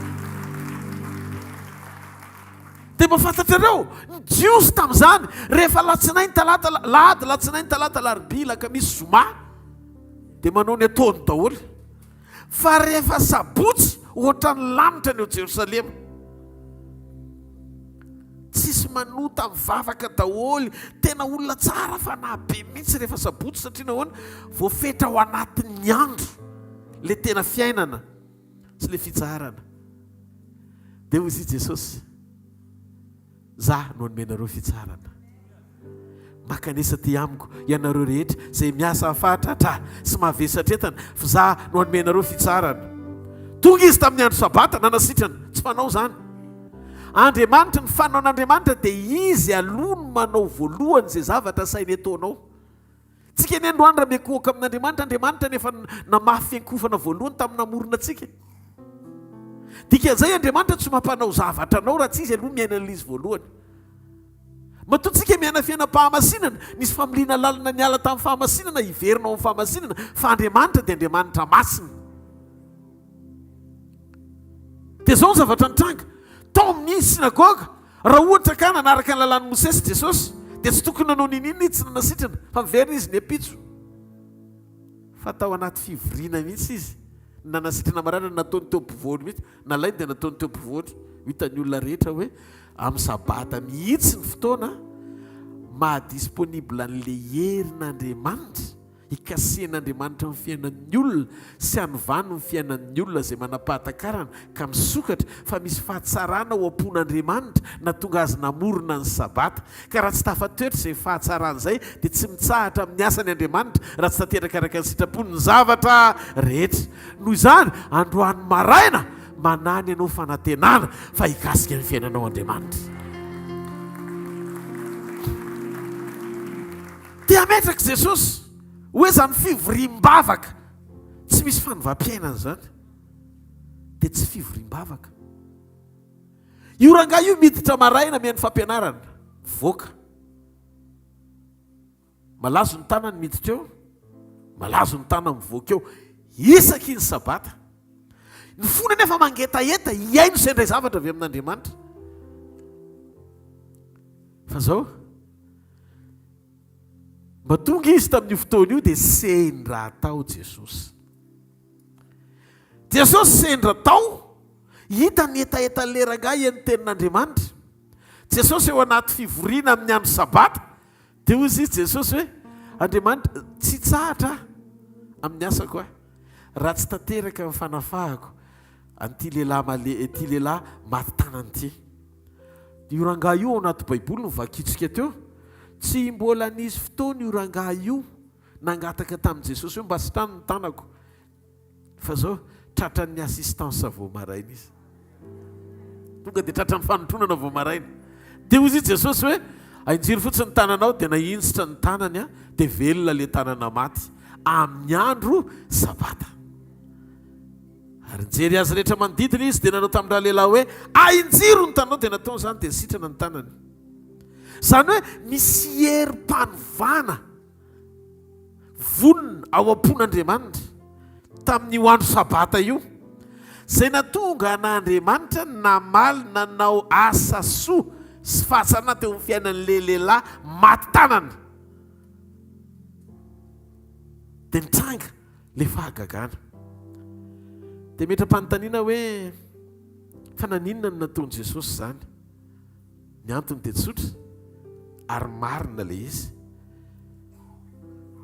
Jesosy Kristy dia izy mihitsy no fiadanana. Voalohany, ny tanjo ny tenin'Andriamanitra omeny antsika ireny dia tsy hoe hitondra fanasitranana aloha, tsy hoe hitondra fanafahana aloha. Andriamanitra dia miasa ao amin'ny andro sabata mihitsy amin'izao. Andriamanitra zany amin'izao dia tena miasa ao anaty fitsarana. Satria ny dikany hoe sabata fitsarana. Ny fitsarana zany tsy tao amin'ny andro tsony, fa ny fitsarana Jesosy Kristy. Andaosa aloha ho azavaiko tsara. Ny tanjon'ny tenin'Andriamanitra zay zaraiko aminareo zao dia zao aza mbola misaina fahagagana be aloha hoe ahiratra ny jambo ohatry ny any amin'ny kroazady, mandreny marenina, miteny mona, mamorona ny tsy misy ho tonga misy Andriamanitra, aza mbola misaina an'izay aloha. Fa ny tanjon'ny teny anomezan'Andriamanitra azy dia fiadanana. Jaona toko fahaenina ambin'ny folo, Jaona toko fahaenina ambin'ny folo ny andino fahatelo amin'ny telopolo. Ozy izy ny tenin'Andriamanitra hoe zany teny zany efa nolazaiko taminareo mba hananareo fiadanana amiko. Zany teny zany efa nolazaiko taminareo mba hananareo inona? Fiadanana amiko. manondro ny tenany izy hoe manana fiadanana izy ny fiadanana fa mba hanananareo fiadanana amiko fa tsy hoe avy amiko ao a fiadanana amiko dia ozy izy miteny aminareo a ny tanjony teny dia ampisy fitsaharana ao anatinao ny teny zany tsy miasa teo amin'ny fiainan'ny olona anankiray raha tsy tonga fitsaharana ao anatiny. Ianao zany rehefa avy ny tenin'Andriamanitra mbola miady saina mitovy amina teo amin'ny fanatrehan'Andriamanitra dia ny dikan'izay tsy nandray ninnininy ianao zany. Zay zany ny fanehoam-pamantarana fa tsy niona tamin'ny tompo tao anatin'ny teniny ianao satria niditra teo ianao vesara ny fanahina be mivoaka teo ianao mbola fanahina ihany nentinao nody. Nefa ny Baiboly dia milaza fa raha niditra teo ianao tokony hoe navesatra mivoaka eo ianao tokony mitsahatra satria niona tamin'ny tenin'Andriamanitra. Anananao fiadanana fa tsy hoe indramanao fiadanana. Fanomezana ny fiadanana na fitsarana. Jesosy koa rehefa ny zavatra nalefan'i Jesosy ao anatsika dia fiadanana. Jereo ny boky ny asan'ny apôstôly. Asan'ny apôstôly toko 10:9-30. Ozy izy ny tenin'Andriamanitra. Ianareo mahalala ny teny izay nampitondrainy ho amin'ny zanak'Israely mitory teny soa milaza fiadanana amin'ny alalan'i Jesosy Kristy izy ny tompony izao rehetra izao. Laza fiadanana. Tiako fantatsika fa nahatakatra Paoly fa aseho amin'ny fiadanana ny fisian'ny fanjakany ao anatsika. Romanina toko 7:17. Amin'ny anaran'i Jesosy fa ny fanjakan'Andriamanitra dia tsy amin'ny fihinanana sy fisotroana fa amin'ny fahamarinana sy fiadanana ary fifaliana ao amin'ny fanamasina. Ny anehoana zany fa ao anatsika ny fanjakany dia misy fiadanana miboiboiky ao anatsika ao maneho fitsaharana sy fifaliana. Io tsy sidirany amin'ny hoe mahafinaritra be ny zavatra misy rehetrarehetra. Atrehanao mety misy fanoherana ngeza be, misy zavatra tsy voatery hoe ampitony ianao ny fandrenesanao azy sy fahitanao azy fa zavatra mahavariana ohatry ny miadana zany ianao ao anatiny atsika an'le izy. Tsy fantatra hoe maninona ny olona rehetra mipanika daholo fa ianao rery manam-pitsarana ao anatinao. Rehefa izay zavatra mitranga miarabanao a fa ao anatinao ny fanjakan'Andriamanitra. Tsy mahareteka ao an'Andriamanitra.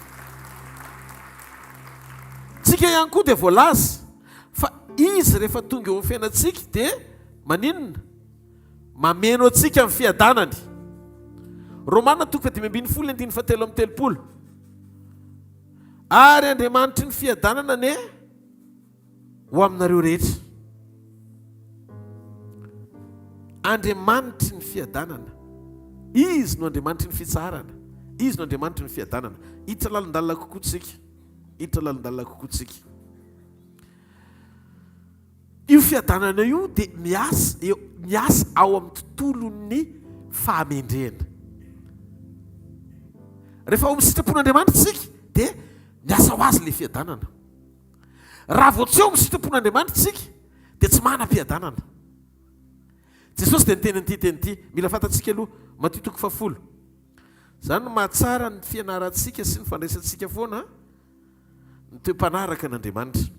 Satria mitahiry fiadanana ny faneketsika iaina ny sitrapon'Andriamanitra sy iaina ny toe-panaraka an'Andriamanitra. Matteo toko 10:17. Ka raha mendrika ianao rehefa mandeha nareo izy izy dia torosy tonony eo amin'ilay tokantrano ny fiadanako. Ko raha mendrika ny ao an-trano 17 dia aoka ho ao aminy ny fiadanana tonononareo fa raha tsy mendrika izy dia aoka hiverina aminareo ny fiadanana voatononareo.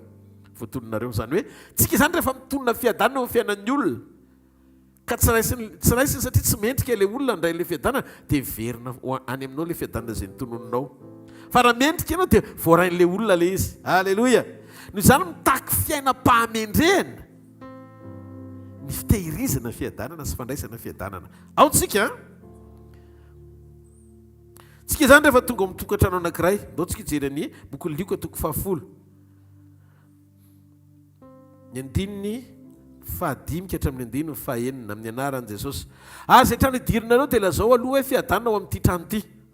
Ary raha misy zanaky ny fiadananao, tanareo zanaky ny fiadanana. dikany hoe zanaky ny fiadanana zanak'Andriamanitra.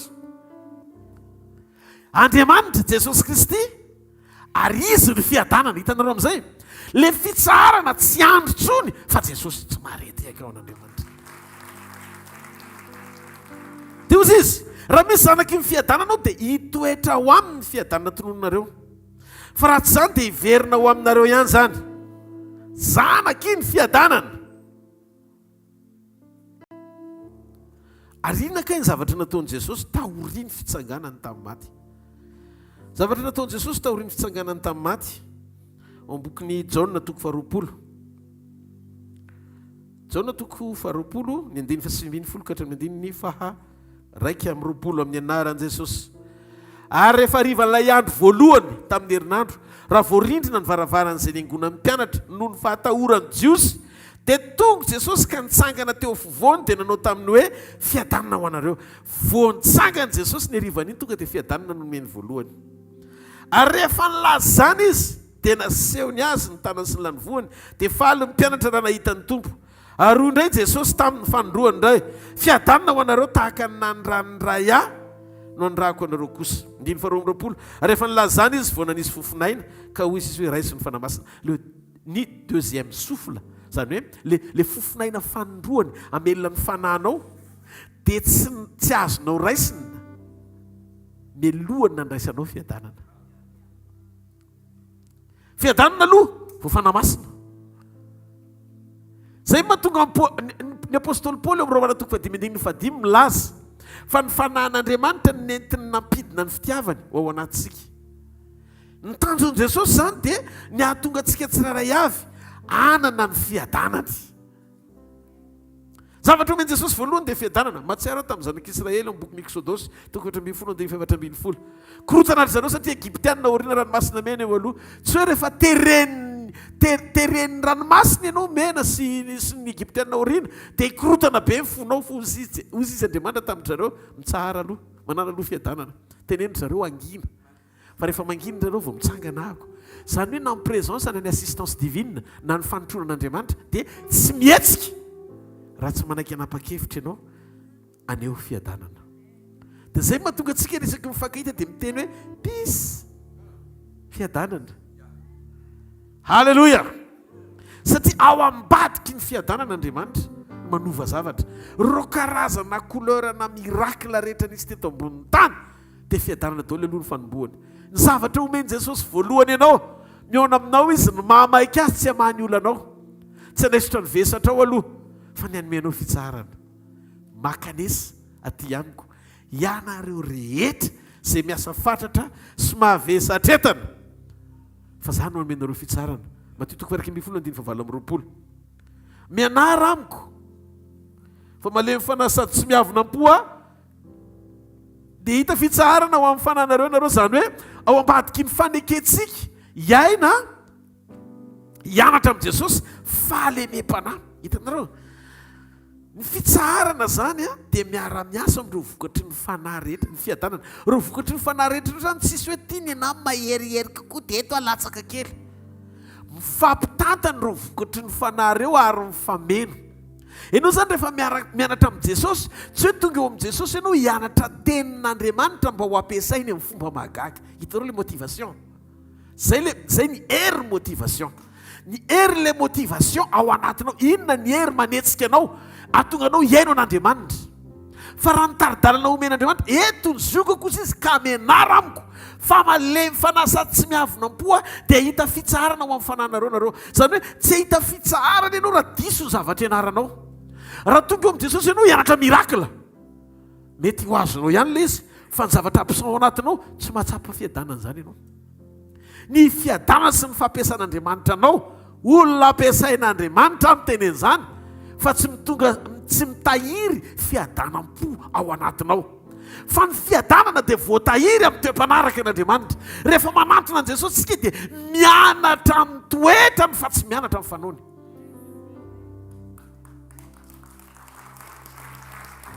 Mianatra amin'ny toetrany, mianara amiko dia inona ilay zavatra sy nianarana? Fahalemem-panahy sy fiavonavonana am-po. Mahatonga ny olona anankiray tsy mitsahatra. Ianao zany raha vao manana attitude miavonavona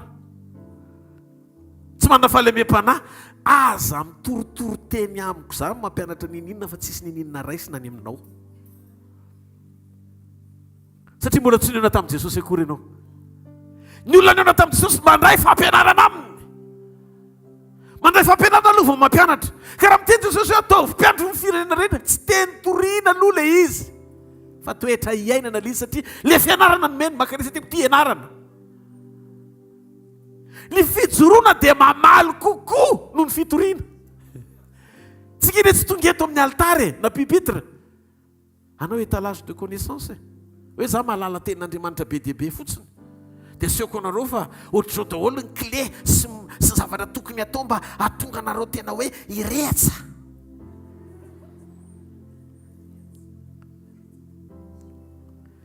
Tsy tena any amin'ilay firetana takian'Andriamanitra le izy fa ozy izy ny ten'Andriamanitra mianara amiko aloha.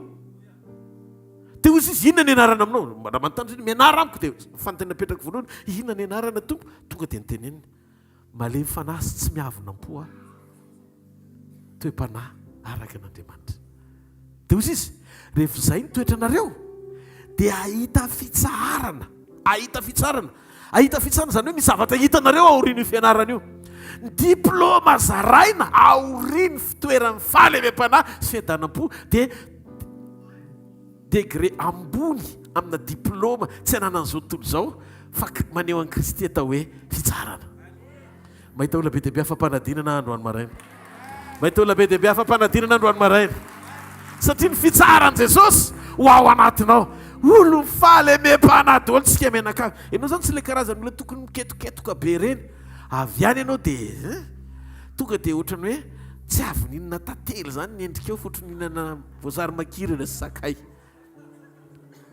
Misy dikantsika matoa rano nanaovana batisa anao fa tsy voasary makirana. Tsy karazan'olona natao arkive zany ianao eo amin'ny fiainana fa olona voajerena tonga dia teny amin'ny endrika hoe manana-pe zany olona zany, manam-piadanana zany olona zany. Zay manana an' Jesosy dia manana fiadanana. Pastera, mbola azonao hidirana lalindalina kokoa ve ao anatin'ilay communion sy fitsarana? Ahoana fisehon'ilay izy? Inona ny mahatonga anao milaza hoe tsy eo amin'ny andro intsony ilay izy fa ao amin'ny Jesosy tanteraka? Eto aloha zany fahitantsika eto amin'ny toko sy andininy fa Jesosy ilay fiadanana omena. Amen. Izy ilay fiadanana, zanaky ny fiadanana. Isika dikan'izay izy ilay fiadanana. Izy ny mpanome fitsarana, izy koa zany ny mpanome fiadanana. Izy ny fiadanana, izy ny mpanome fiadanana. Izy koa Isaia moa ny teny mihitsy ny hoe izy ny mpanjaka ny fiadanana. Ao fiantsoana an' Jesosy. Dia za teteny aminareo fa zany no mahatonga an'ireny olona tsy tena manana an' Jesosy ireny tsy manam-piadanana. Ny ahalalana zany fa ao aminao Jesosy dia misy fitsarana ao anatinao. Fitsarana tsy renao satria manam-bola be ianao. Fitsarana tsy anananao satria tanteraka ny zavatra rehetra.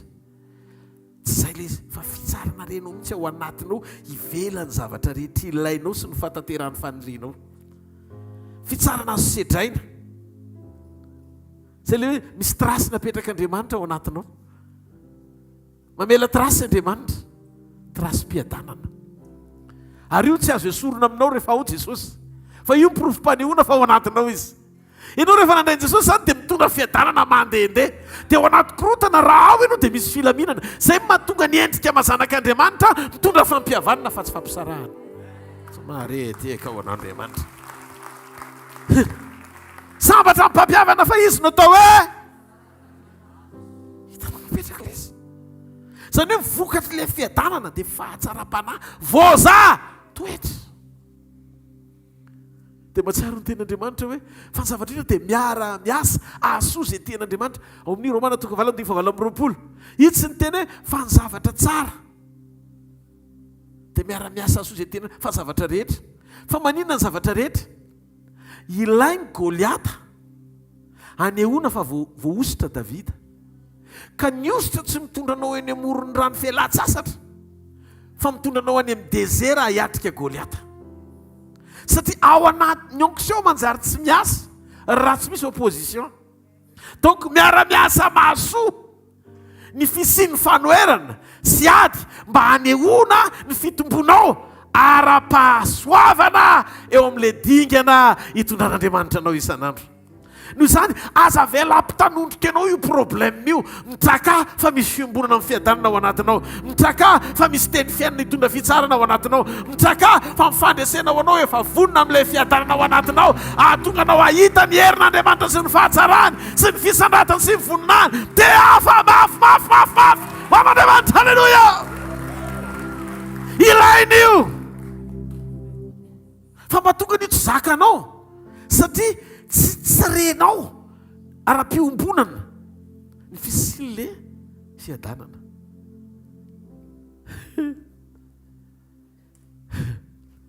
Manana fanahiana tsara, manana fanahiana tsara. Vao mitranga ilay problème mana no zavatra ndray Andriamanitra. Halleluja. Zany ataovy ao anaty fo, manana fanahiana tsara.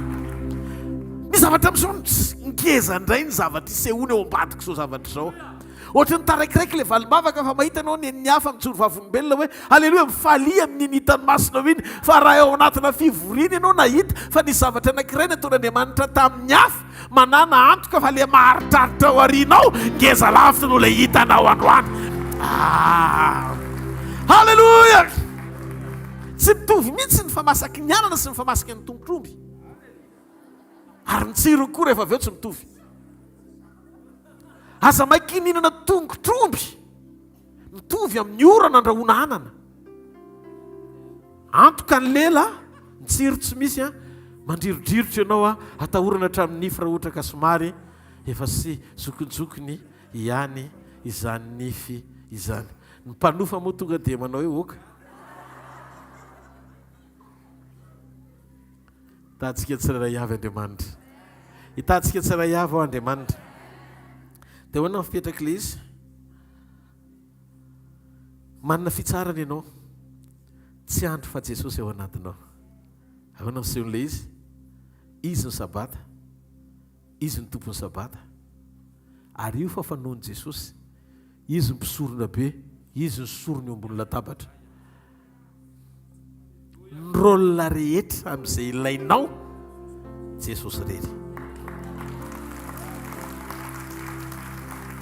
Zaho mahatonga anay rehefa mihiry zay dia tena mihiry amin'ny fonay manontolo mizara an' Jesosy amin'ny fonay manontolo.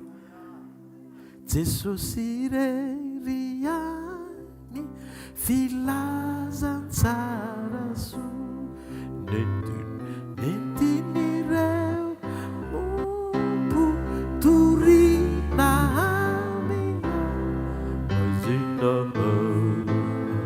vokoa izao rehetra nefa eny mazava tondrony eo kaikinao naposaka mina. Halleluja.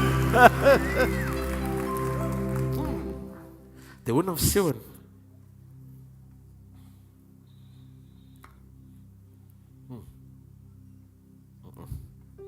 eny hoe Andriamanitra dia Andriamanitra mandrakizay. Atsakany an-tanan'izay mihitsy Andriamanitra dia Andriamanitra mandrakizay. Tsy manana notion ana fotoana zany Andriamanitra. Fa amin'Andriamanitra mitovy ny omaly sy ny androany sy ny rapitso. Mety tsy hainanao zany satria ianao anatin'ny andro ahoana koa fisehoana ianao anatin'ny andro fepitoana. Fa izy mahafantatra ny farany hatramin'ny voalohany. Ary izy afaka nilaza an'izay zavatra mbola tsy nitranga akory. Izy la izy hatr'izay ka ho mandrakizay. Dia ataontsika isaina. Nisy fotoana izy nanao ny andro. Isaky mamorona izy ao bokin'ny Genesis toko voalohany dia misy andro voalohany, andro faharoa, andro fahatelo, zany hoe ny andro zany ny saina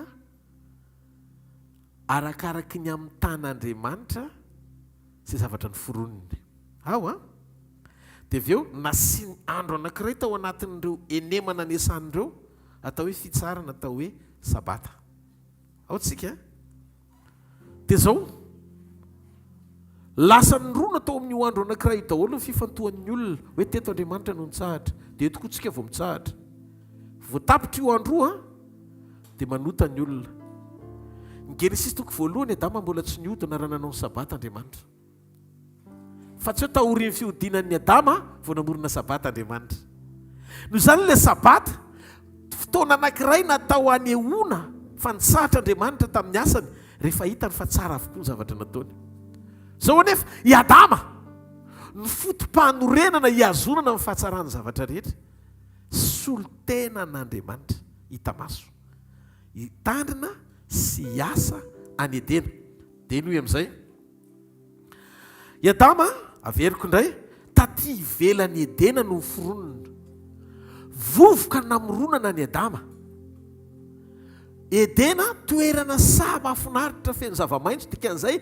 misy amandona noho izany raha tao Edena no namboary ny Adama dia tamin'ny fotaka namoronan'Andriamanitra azy fa tany ivelan'ny Edena Andriamanitra namorona ny Adama tamin'ny vovoka nefany tsy tany mando no misy azy fa dezera maina rehefa avy niforonona avy any amin'ny dezera i Adama vita olombelona dia noentin'Andriamanitra izy ny baiboly ho ao amin'ny sa hitandrina sy hiasa ny sa inona ny dikany matoa ny foronona avy any ivelany nampidirina dia natao anapaka tsisy hifandraisany amin'izay andraikitra ankinina aminy manana fileovana tsara lavitra no Edena i Adama satria solitenan'Andriamanitra hikarakara hitandrina ny lesa ao Edena ataovao tsara ny tanan'izay miaina inona mipetraka ilay izy inona mahavendrana ny devoly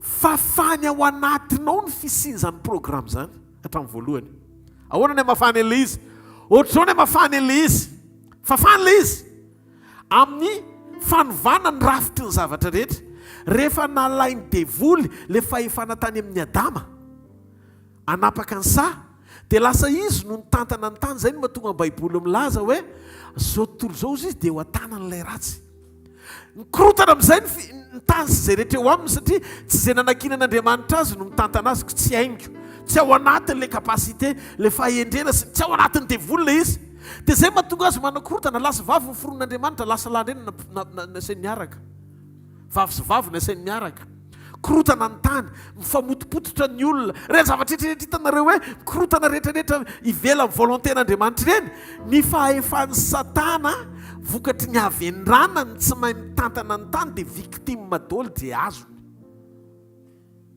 dia zao ny zavatra nisy Edena natao hiankina amin'ny Adama fa tsy Adama natao hiankina amin'ny Edena rehefa niodina tamin'Andriamanitra Adama dia lasa niankina tamin'izay zavatra tokony niankina aminy dia zay mahatonga anao androany rehefa tsy eo amin'ny volontén'Andriamanitra lasa manampaniriana foana ny anakarena ny anana karazananana rehetrarehetra zao tianao ananana daholo anambola anambady ananjanaka karazana anana be dia be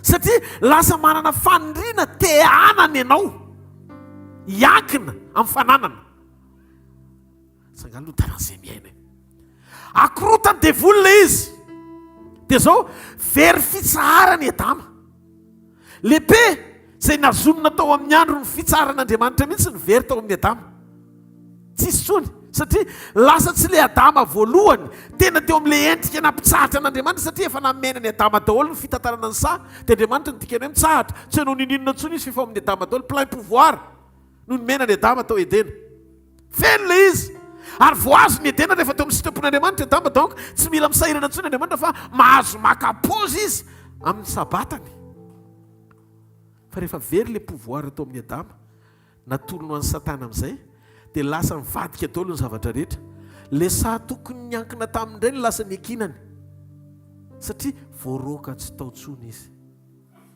mianao tsara ve nareo lasa mitady an'Andriamanitra ny olona tsisy fitsarana ny fotototoana satria zatra niaraka tamin'Andriamanitra fa zao nidin'Andriamanitra taony tontolony mandrakizay nakeo amin'ny fotoana ny raisin'Andriamanitra amin'izay ny fotoana nraisy ny fotoana ny ala avy eo amandrak'izay izy naka ny endriky ny olona zay no mahatonga an' Jesosy ho saba na sabata izy ny fitsarana nidina izy dia ahoana fipetraka ilay izy ny fiadanana zany dia fanomezana manapirofo lay endriky ny fidinan'Andriamanitra naka ny toeran'ny olona ary nanandratra ny olona ho eo amin'ny toerana mahazanak'Andriamanitra azy zany hoe zay very teo amin'ny olona no naverin'Andriamanitra eo amin'ny olona ara-panahy enoy amin'izay ahoana fisehoan'ilay izy dao jerentsika numéris izy numéri toko fahenina ny 420 ka hatramin'ny 420 ozy izy ny tenin'Andriamanitra 420 Andriamanitra mitenena amin'ny Arona sy ny zanany hoe Andriamanitra zao ny teny hoentinareo mitsodrano ny zanak'Israely hitanao anie Jehova ka hiaro anao ny fitahian'Andriamanitra dia maneho ny fiarovanaN'Andriamanitra 420 ampamirapiratra ny tavany aminao anie Jehova ka hamindra fo aminao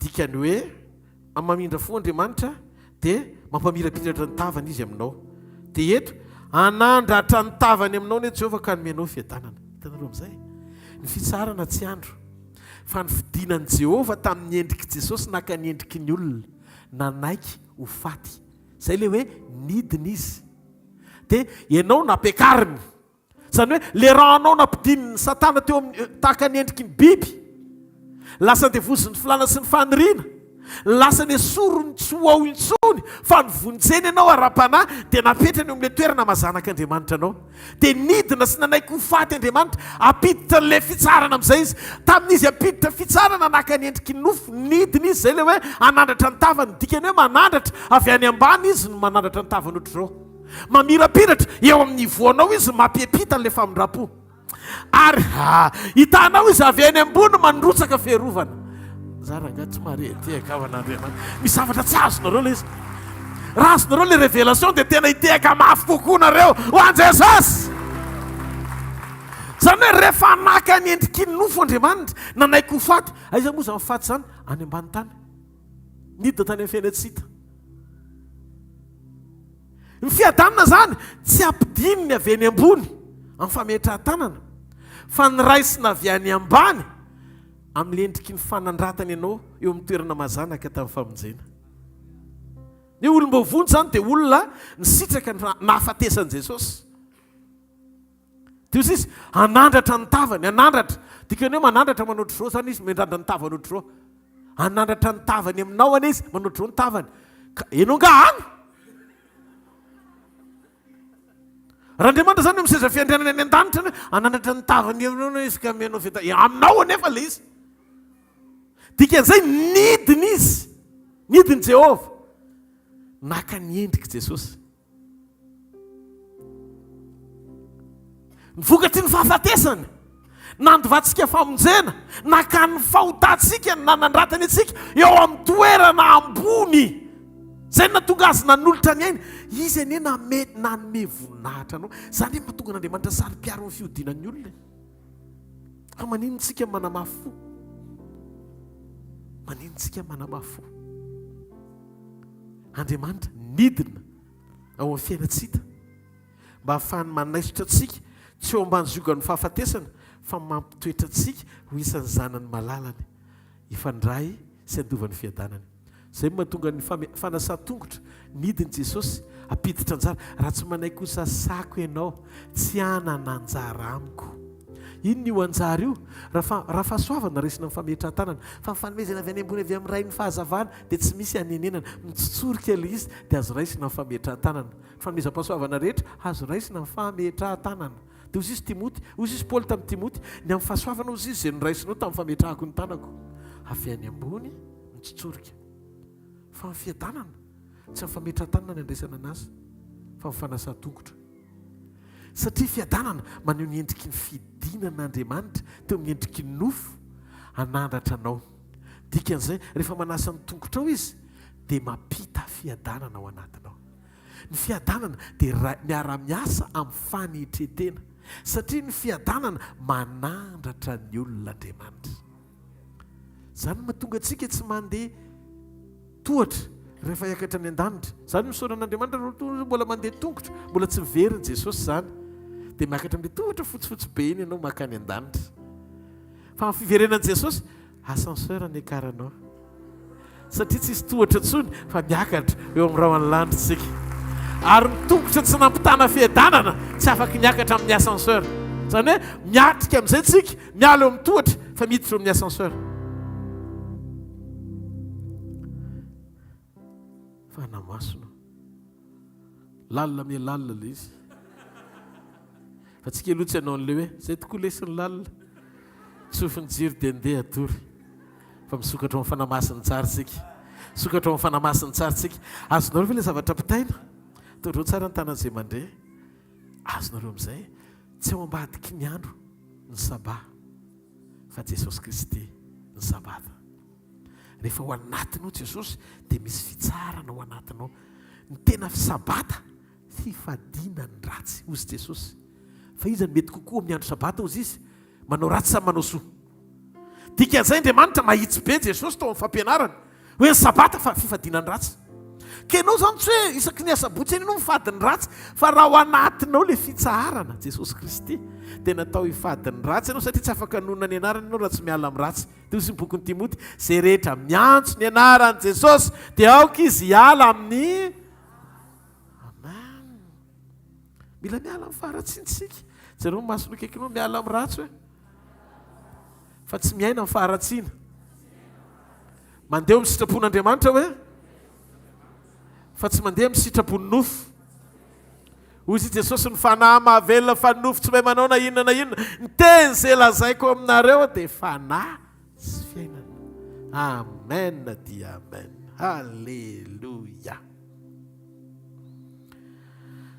vita ny asa famonjenantsika tetỳ tany dia Andriamanitra tsy hoe izy mamangy fotsiny fa efa mitoetra mandra-piakatra ho an'ny an-danitra amin'izay izy toetra amintsika izy mandra-piakatra ho an'ny an-danitra zay mahatonga azy miakompagné anao miaraka aminao isan'andro izy ahoana ny fomba iarahany aminao ao anatinao izy Kristy ao anatinareo fanantenana amin'ny voninahitra ianao zany misy fiadanana ao anatinao Jesosy le fiadanana dia anao rehefa mandeha dia enonao mihitsy le fiadanam-po zao tontolo zao mitabataba matahotra fahafatesana daholo ianao tonga dia manam-pitsarana misy fiarovana Andriamanitra enonao mihitsy misy fiarovana ianao enonao ao anatinao hoe misy tsy mikoropaka zany ianao zany tsy mikoropaka fa enonao hoe zay figadiny io zao hoe tany fandalohana fa tsy toerana mandrakizay manofana eto an-tany izy ananan'io fiadanana io mandra-pahatonga any an-danitra satria manomboka etỳ an-tany ny fiainana any an-danitra dia le fiainana etỳ an-tany io tsy hoe akory manomboka etỳ an-tany raha pilidinina ny ainanao any dia mila pilidinina eto dia manao zany le mahatra kely tsisy pilidinina maty reny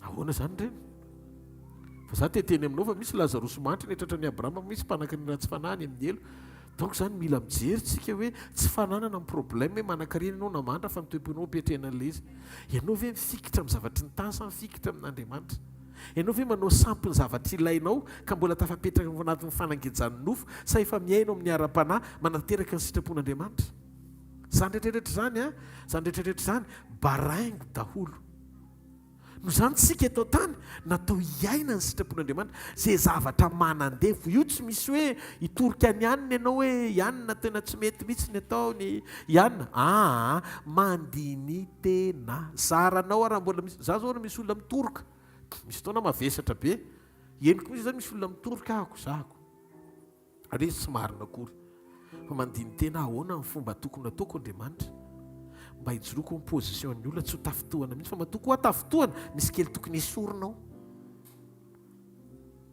satria Jesosy raha mandeha mazava nareo tsy ho tafitohana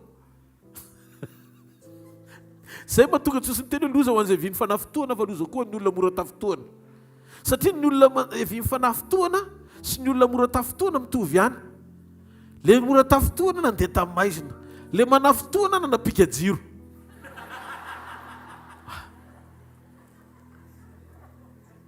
samy diso no zany amboary hitanao ny secret amin'ny fiainana ao amin'io fo io daholo ato dia zay mahatonga anao abolana rehefa miteny Andriamanitra tamin'ny alalan'ny Salomona mpanompony amin'izay fahendrenany meny tompona tandremo ny fonao mihoatra no zay tokony ho tandremana fa avy ao ny hevin'ny fiainana aina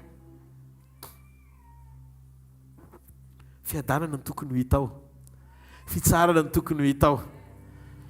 Zany lanja ny fiadanana mandra-pahatonga anao ampakarina, mandra-pahatonga anao ampakarina dia zany lanja ny fiadanana. Ampidiriny Jesosy aloha ny fiadanana. Ny alalana zany fa olona manana an' Jesosy ny olona anankiray dia manam-piadanana izy. Ianao mahafantatra ny anatin'ny fonao fa manam-piadanana ianao. Tsy tia manome havahana faharatsiny zany ianao, tsy tia miaina ao anaty korotana zany ianao. Olo filaminana ianao, fa Andriamanitra renao hoe tsy Andriamanitra ny fikotranana izy, fa Andriamanitra ny fiadanana izy. Amen. Lasa vitanao mandefitra.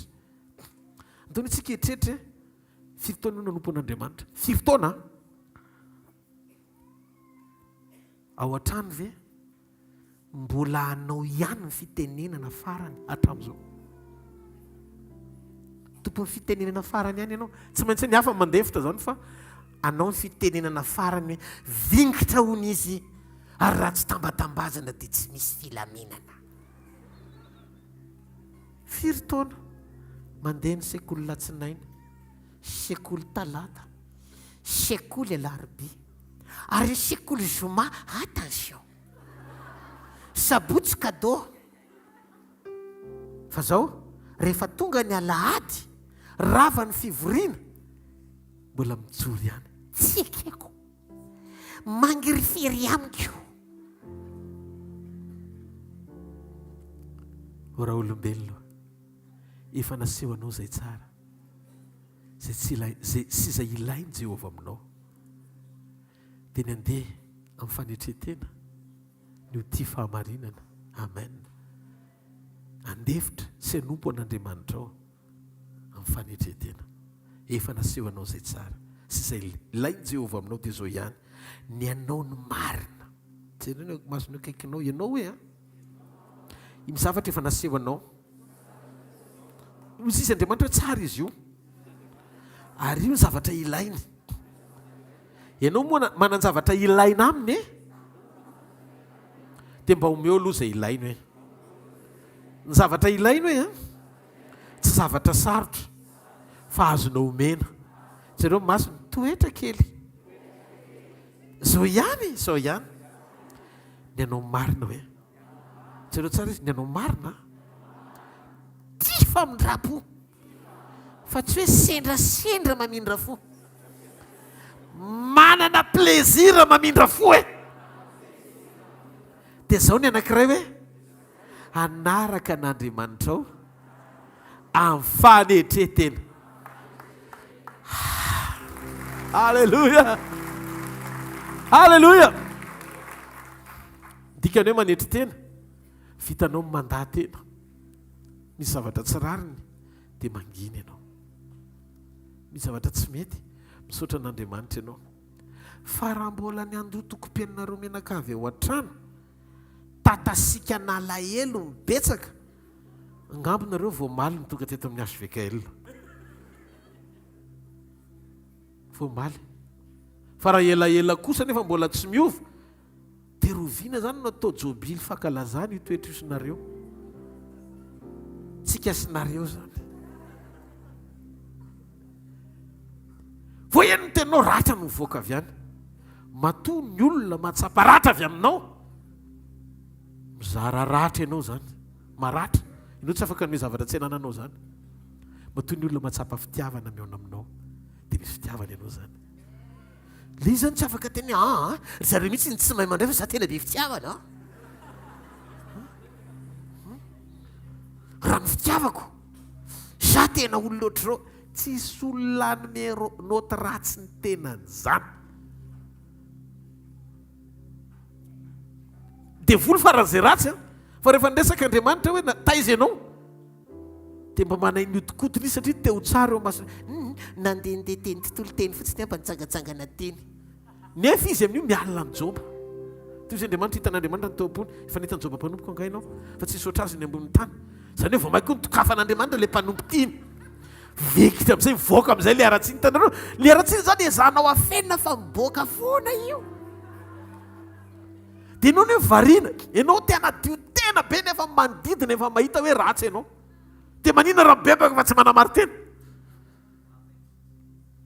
jesosy raha marina nangina, jesosy marina fanangina, nefa nohatra tsara tokony ho tafintsika jesosy manana marina nefa mangina. Dia dinganaiza ny misy atsika, sady diso no manatoetra manamary tena.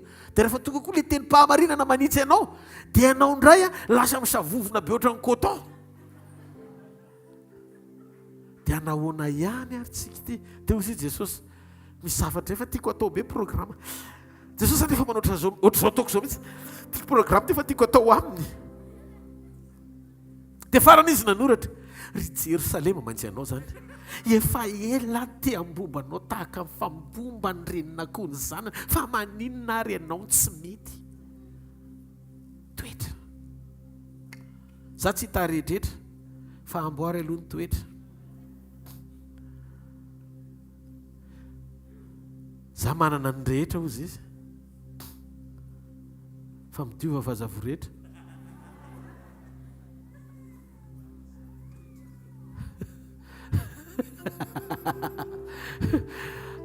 Aza manany amin'ny poketra hozy izy.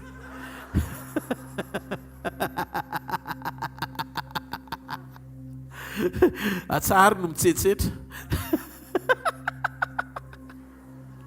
Nijanona aza misetra hozy izy e.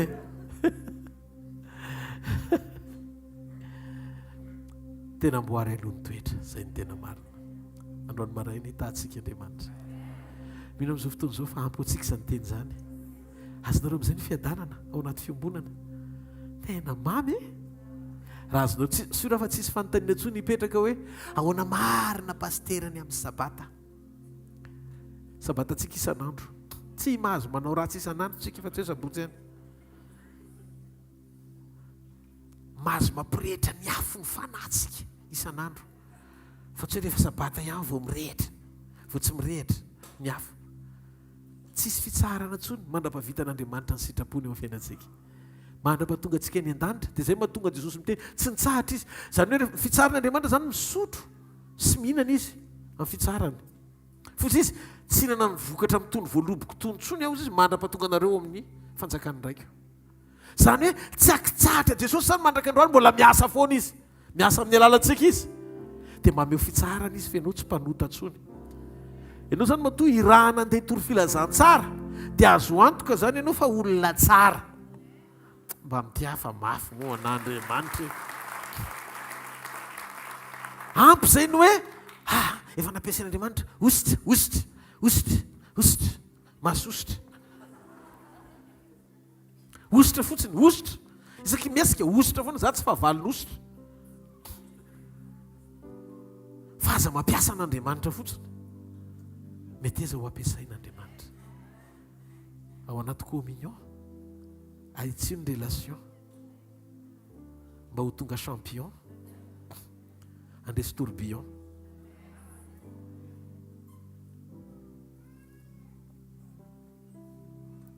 Te hiova amin'ny position. Ianao tsy ho ariana, fa ianao ho tahina. Amen. Tsangana amin'ny toerana misy ianao.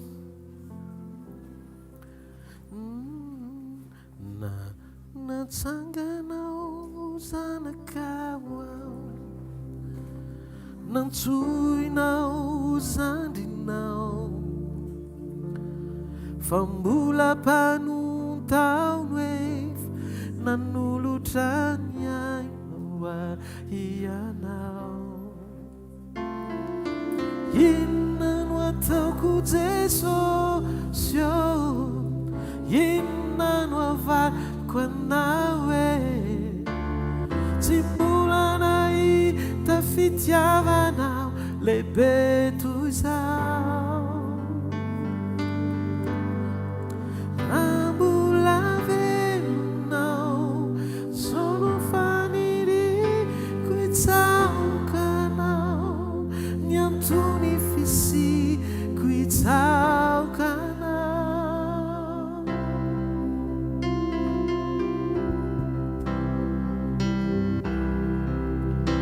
Hitsaokanao amin'ny androko rehetra, hitsaokanao ho anao tsisy fetry, hitsaokanao.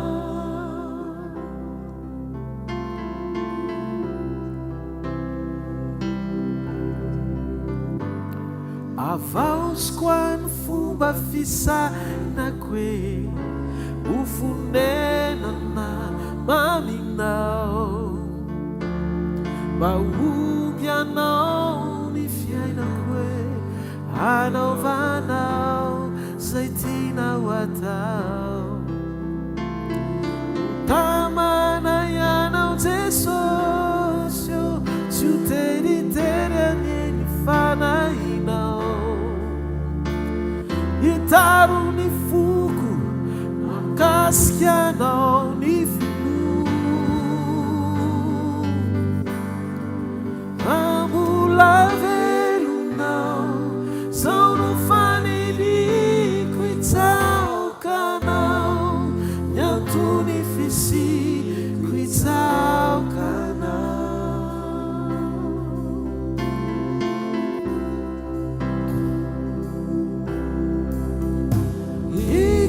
hitsaokanao amin'ny androko rehetra hitsaokanao ho anao tsisy fetry hitsaokanao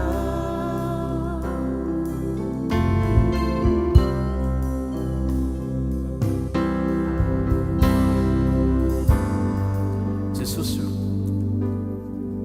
manatrika ny latabatrao zay androany tsy takizay mahazatra Jesosy mato mbola misy tombonandro mbola misy fanantenana mbola misy fananganana mbola misy fanefena mbola misy fanamboarana zay tsy miantoka an'izay zavatra mety hoe tsy mety nataonay tamin'izay tsy fanahinina nataonay teo anatrenao fa ianao milaza hoe mihoatra lavitra ny alehibe amin'ny fahadisoanay ny famindramponao fa androan'izay saina ireo ota fanahinina nataonay teny amiko Andriamanitra misy ny atao hoe ota fanahinina mety kanefa mbola iainanao fantatrao fa tsy mety kanefa mbola ataonao dia matetika tsika miteny hoe tompo fantatry fa lehibe ny famindramponao za teteny aminao tsy hoe famindrampo mifantatrao fa raisinao avy amin'Andriamanitra fa misy fotoana mampandevitra azy ianao mafantatrao hoe fa tsy tian'Andriamanitra ny fahotana ary ny fanahinina manota no mitondra fahaverezana maninona raha mba hampitomaniany Satana androany fa hampitsikiny Jesosy zavatra takiny amintsika tsotra mampanaiky ny ao anatintsika anao ny sitrapony tianao Jesosy tsisy anankiray nilatsaka avy any amin'ny fiandrianany ka hidina teo amin'ny toeran'ny fahadisoanao afa-tsy izy rery ary zany porofom-panehoana fa afaka mihinana ny nofontsika raha tsy maty izy tsy azo hanina fa raha velona izy tsy azo kekerina noho izany nanaiky ho faty izy mba ho tonga ota hampandresy ianao ho fahotana ary tonga anao tsy ho tapahany hery ny fahafatesana intsony ndray androany ho zay Jesosy ianao mihinana ny nofoko sy misotro ny rako ho avy ny fotoana za hanangana anao amin'ny andro farany ary amin'izay fotoana izay ny ao anatinao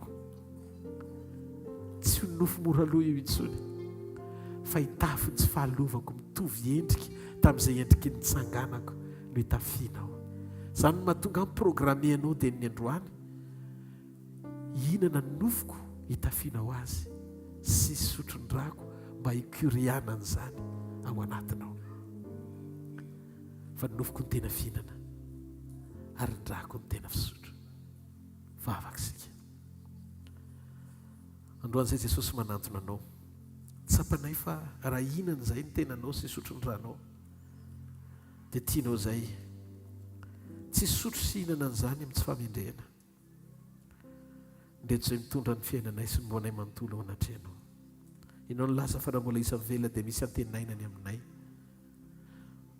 misamy famindram-poana dioanay ho afaka amin'ny tsy fahamarinana rehetra raha misy nanota taminay dia aoka ho avelany elony sasombranao sosarobe tao Kalvari zany mba tsy vita eo masonao satria ny fahotana mandraka androany dia fahavetavetany ao anatrenao foana dia ovy izay androany dia adio atsangany izay dia hijoro fa meno izay fa miasa andrano androany maraina raisiny mofo dia ho Jesosy tamin'ny ala izay namadiana azy tia ny tenako izay vakiana ho anareo zao natao vofahatserovana misora azy.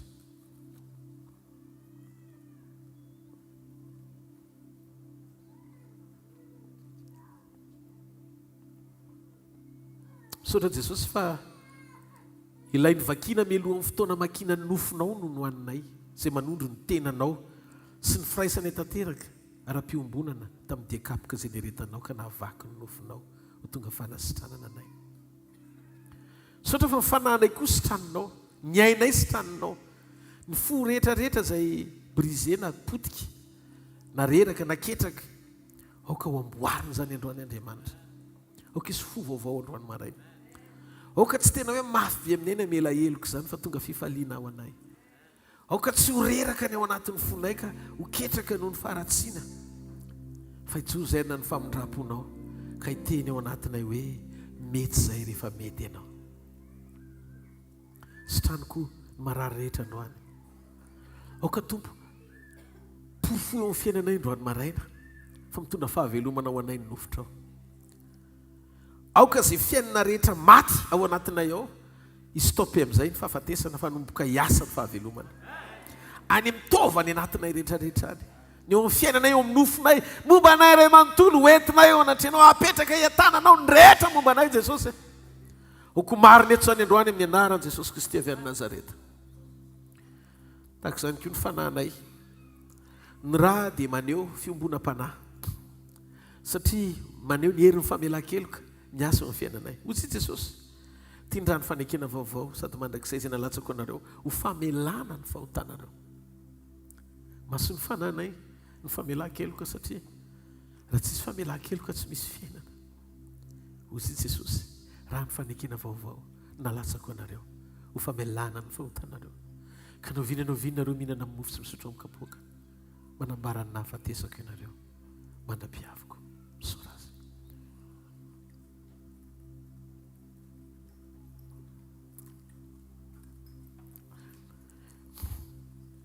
Misaotra Tompo fa fahasoavana sy fahatsaranao amin'ny fanahinay ny rahanao maso ny fiainanay ny teninao ary nofinao izay nohaninay dia mitondra fiainanao anatinay.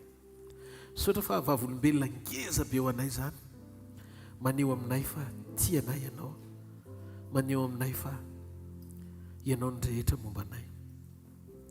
Halleluja, mamiry Jesosy, mamiry Jesosy, mamiry Jesosy, ny fitiavanao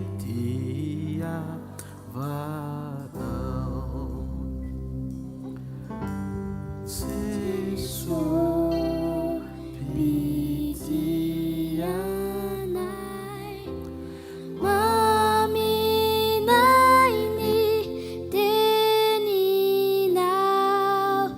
usany fanahinay famaerianao,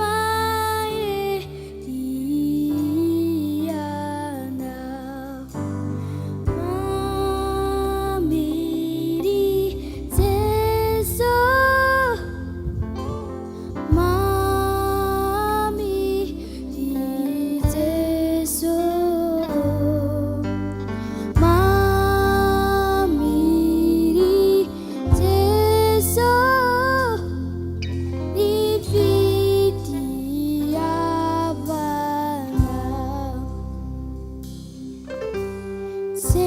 Jesosy pitianay, mahadio ianay, kalialutuanay, aoka ho fuasasanay. Halleluja, aza misy miala fa rehefa avy eo mbola hivavaka sika. Jesosy,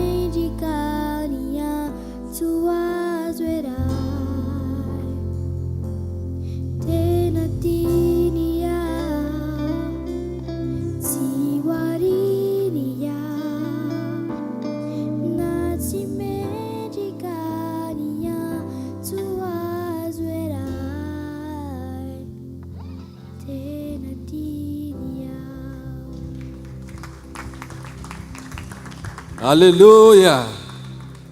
Alleluia. Mazo toerana tokoa. Efa natadiraka fanatitsika eny efa mandeha eny amintsika eny fanatazana. Dia ampiarao foana amin'ny fofen'ny fitiavana ny fanatitra izay ataonao. Izany ny sitrak'Andriamanitra. Amen.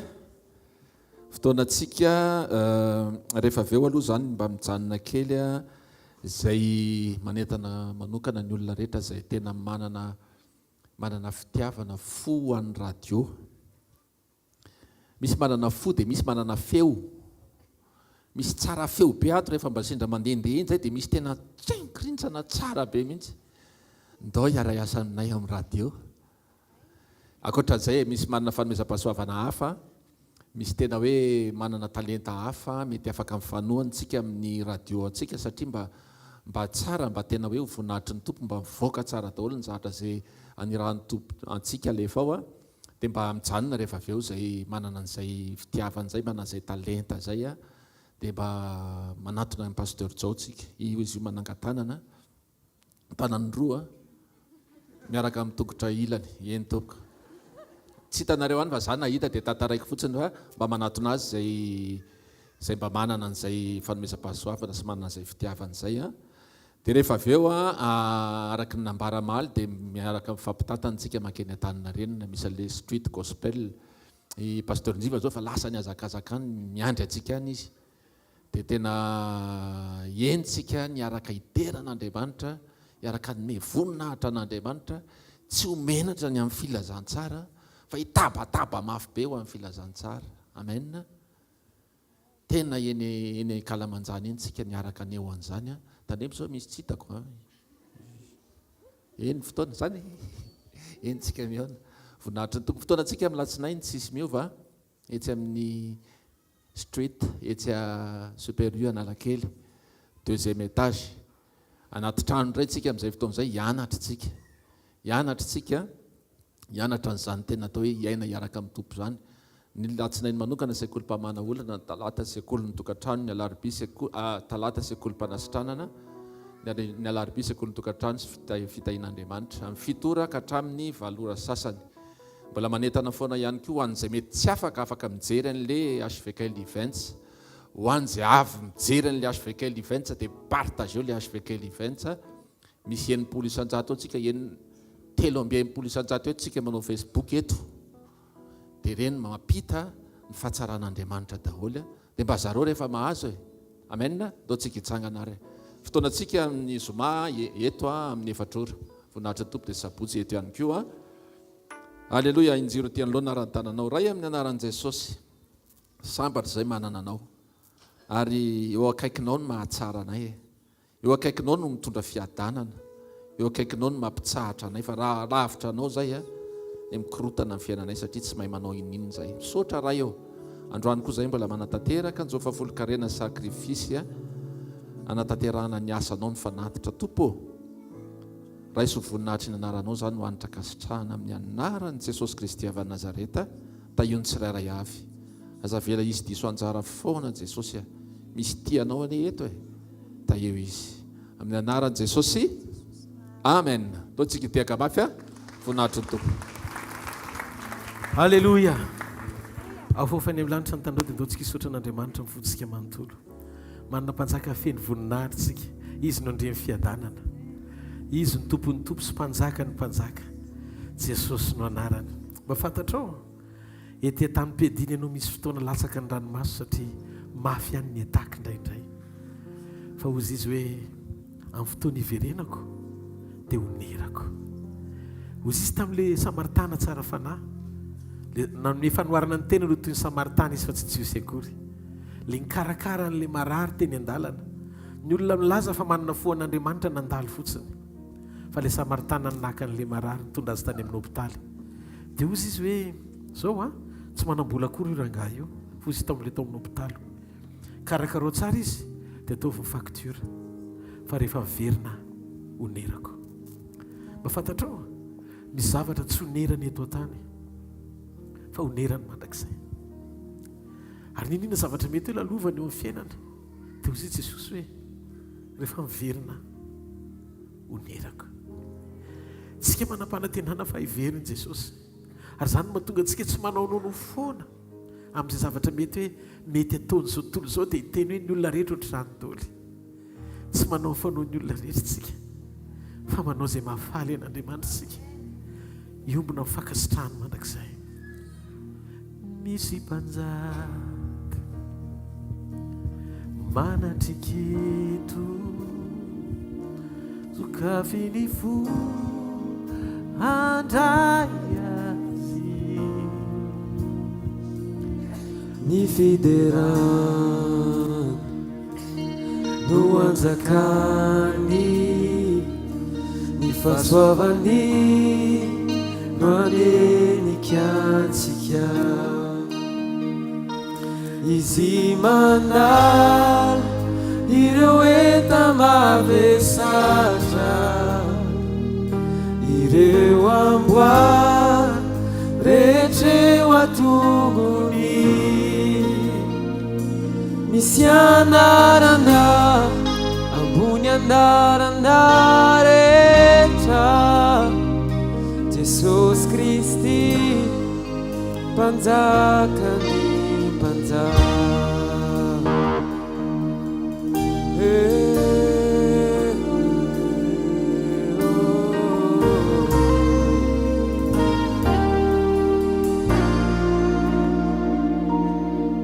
Azy miady sy voninahitra endrikilay nandreso antsika nalevina mitsangana mikery ny fasanda tinatazona azy fidera deu azy mandrakizay ilaina Jesy tompony fandalay misy anarana ambony andarana rehetra Jesosy Kristy mpanjakany mpanjaka.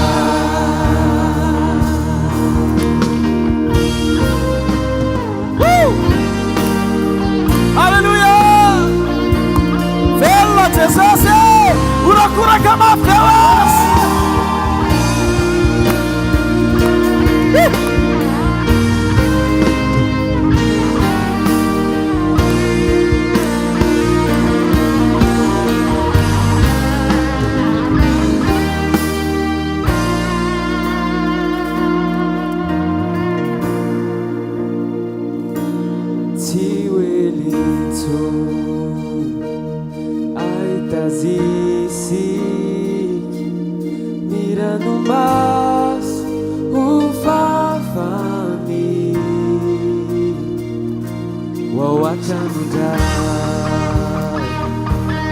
Tapitanyadi siwelai ipamudisika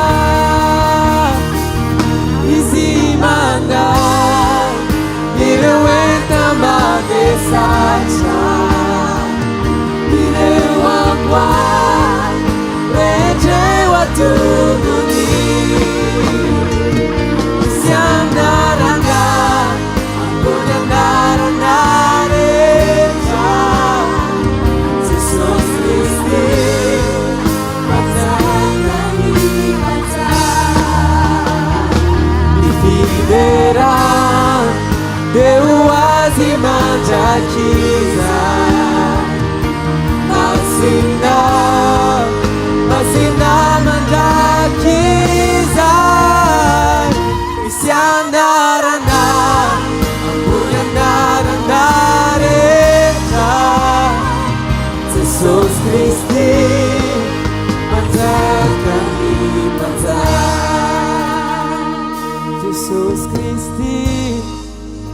mpanjakany mpanjaka Jesosy Kristy mpanjakany mpanjaka Dotsika irokoraka mafy ao Jesosy avy amin'ny Nazarety avofany amin'ny lanitra ny tanao dia mitenena amin'Andriamanitra fanamasino foazony fanahako foazony foko foazony momba manontolo iaina tanteraka amin'ny sitraponao indray mino amin'izao fotoana izao fa eto ianao miaraka aminay foazy fanamasino halleluja aoka ny masoko ahita ny fahatsaranao ahita ny voninahitra ao anaty ady ahita ny fandraisenao ao anaty sarotra ahita ny voninahitra hitomboko amin'ny ositao fanahy iaina amin'ny lalanao ahita ny fanotronanao halleluja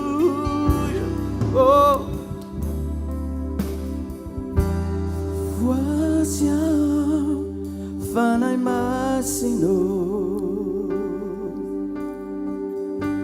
sokafiny masony fanahiko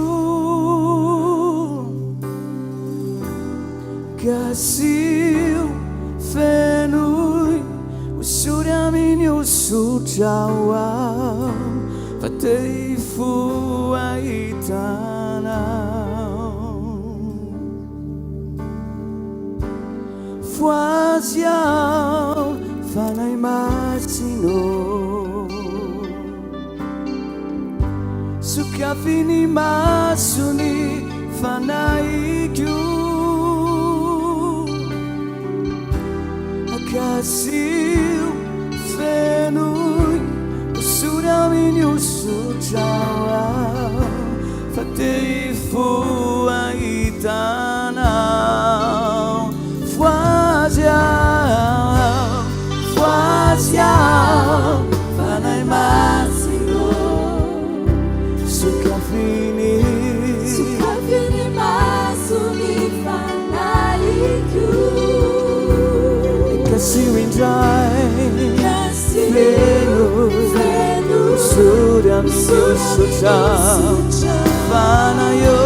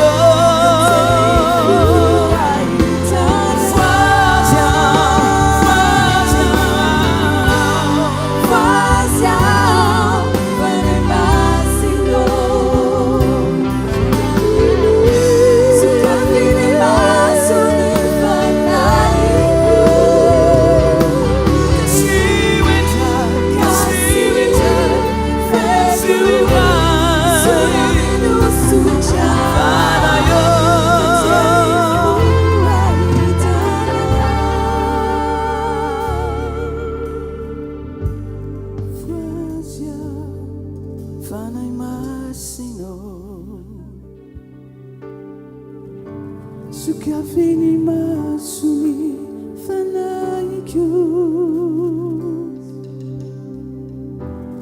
kasio feno usury aminy usutrao te fo ahitanao alleluia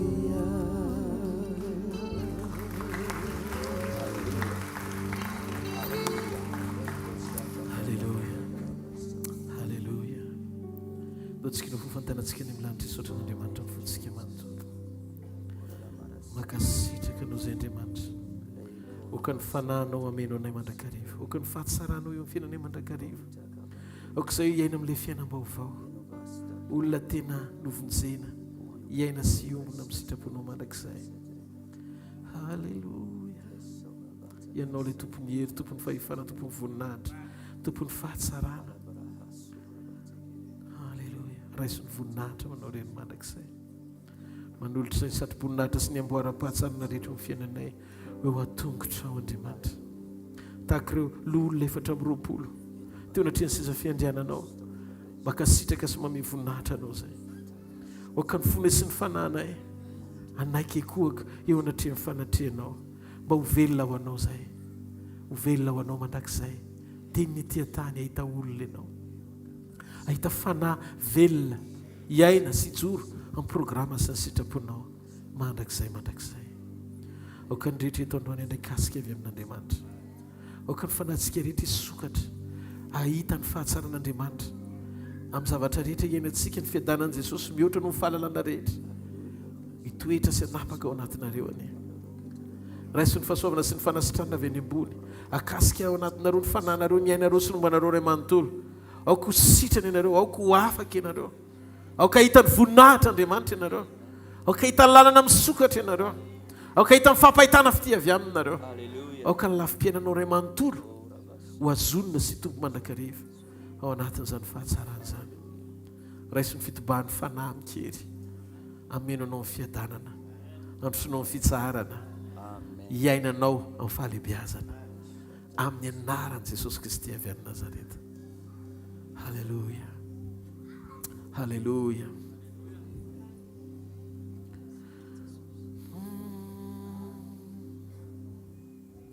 Ataontsika no lera hoe fiadanany rijiny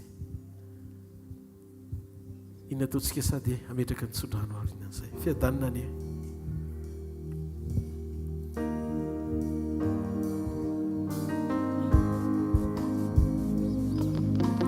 raha misy mahintony etra ny farany dia ataontsika fieno dia mipetraka ametraka ny tsodrano arinan'izay tika itoetra ao anatinareo fiadanan'i Jesosy. Amen.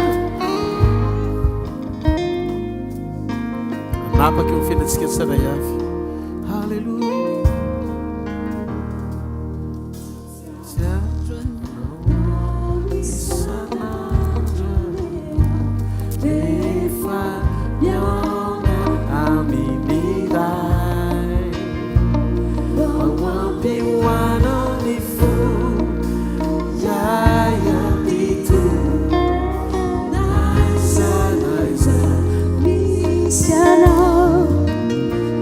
Derruba volume luni edini Zara Zara erifava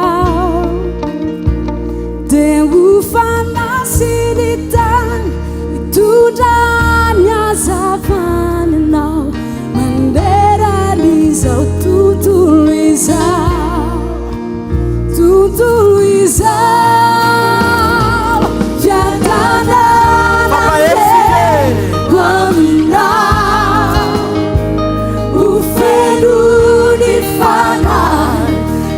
Surusa Fiadanana waiting now Umbana wamili sayata Fiadanana wamina ufenuri fana Surusa Fiadanana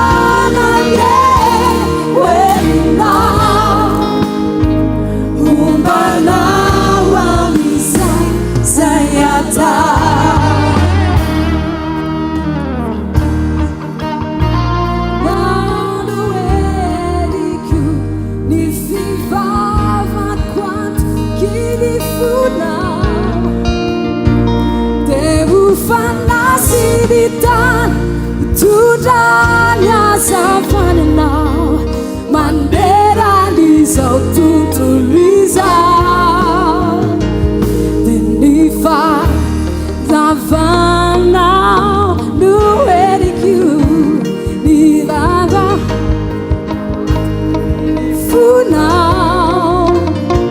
Ma'awu Salutafi Sabiu Nisik amina vivere nandijai habisai Fiadanana wamina ufeluni fana iturusai Fiadanana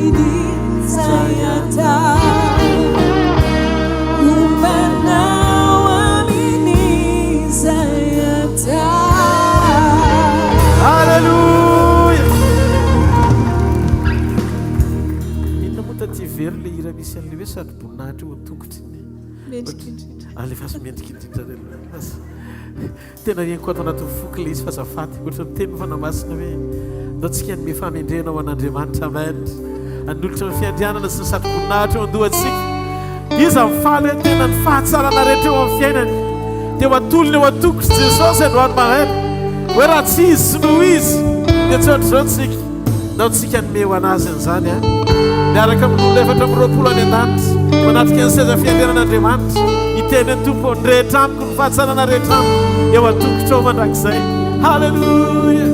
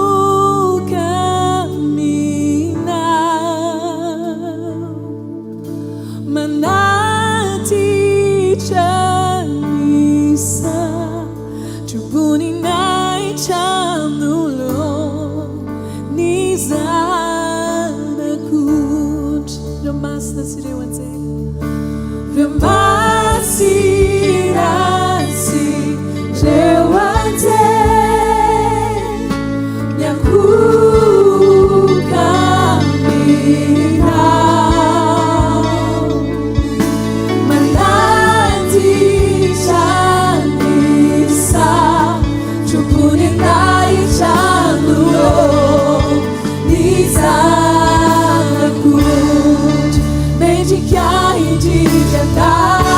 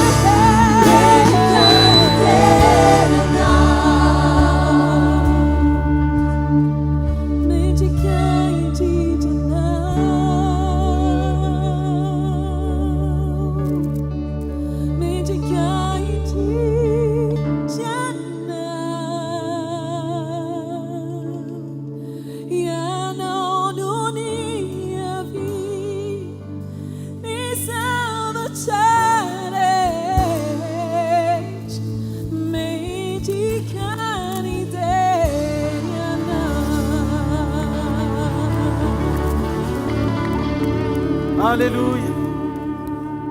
Misaotra Jesosy tamin'ny fotoana androany maraina. Misaotra ny amin'ny fahafenonao eo amin'ny fiainanay.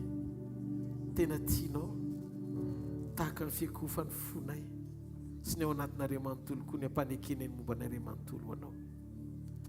Raisy ny voninahitra fa atsipinay eo an-tongotrao ny satro-boninahitra ny etapin-dohanay.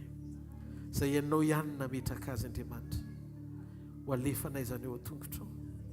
Tena fony manontolo Jesosy. Ry fahatsarana kely rehetra mety mba hitanao hoe tanteraka teo amin'ny fiainanay.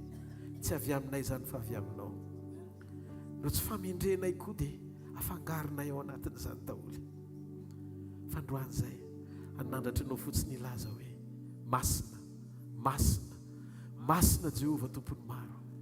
Enika ny voninahiny tany rehetra. Amen. Hitanareo ny Jehova ka hiaro anareo. Ampamirapiratra ny tavany aminareo ny Jehova ka mindra fo aminareo. Anandratra ny tavany aminareo ny Jehova ka nome anareo fiadanana. Amin'ny anaran'i Jesosy Kristy avy any Nazareta. Amen. Zareo fahasoavana fa fahasoavan'Andriamanitra no matoy izao fa fahasoavan'Andriamanitra no matoy izao anareo. Amen. Veloma tompoko azadino fotoana antsika latsinainy eny amin'ny Shoprite Analakely ny talata.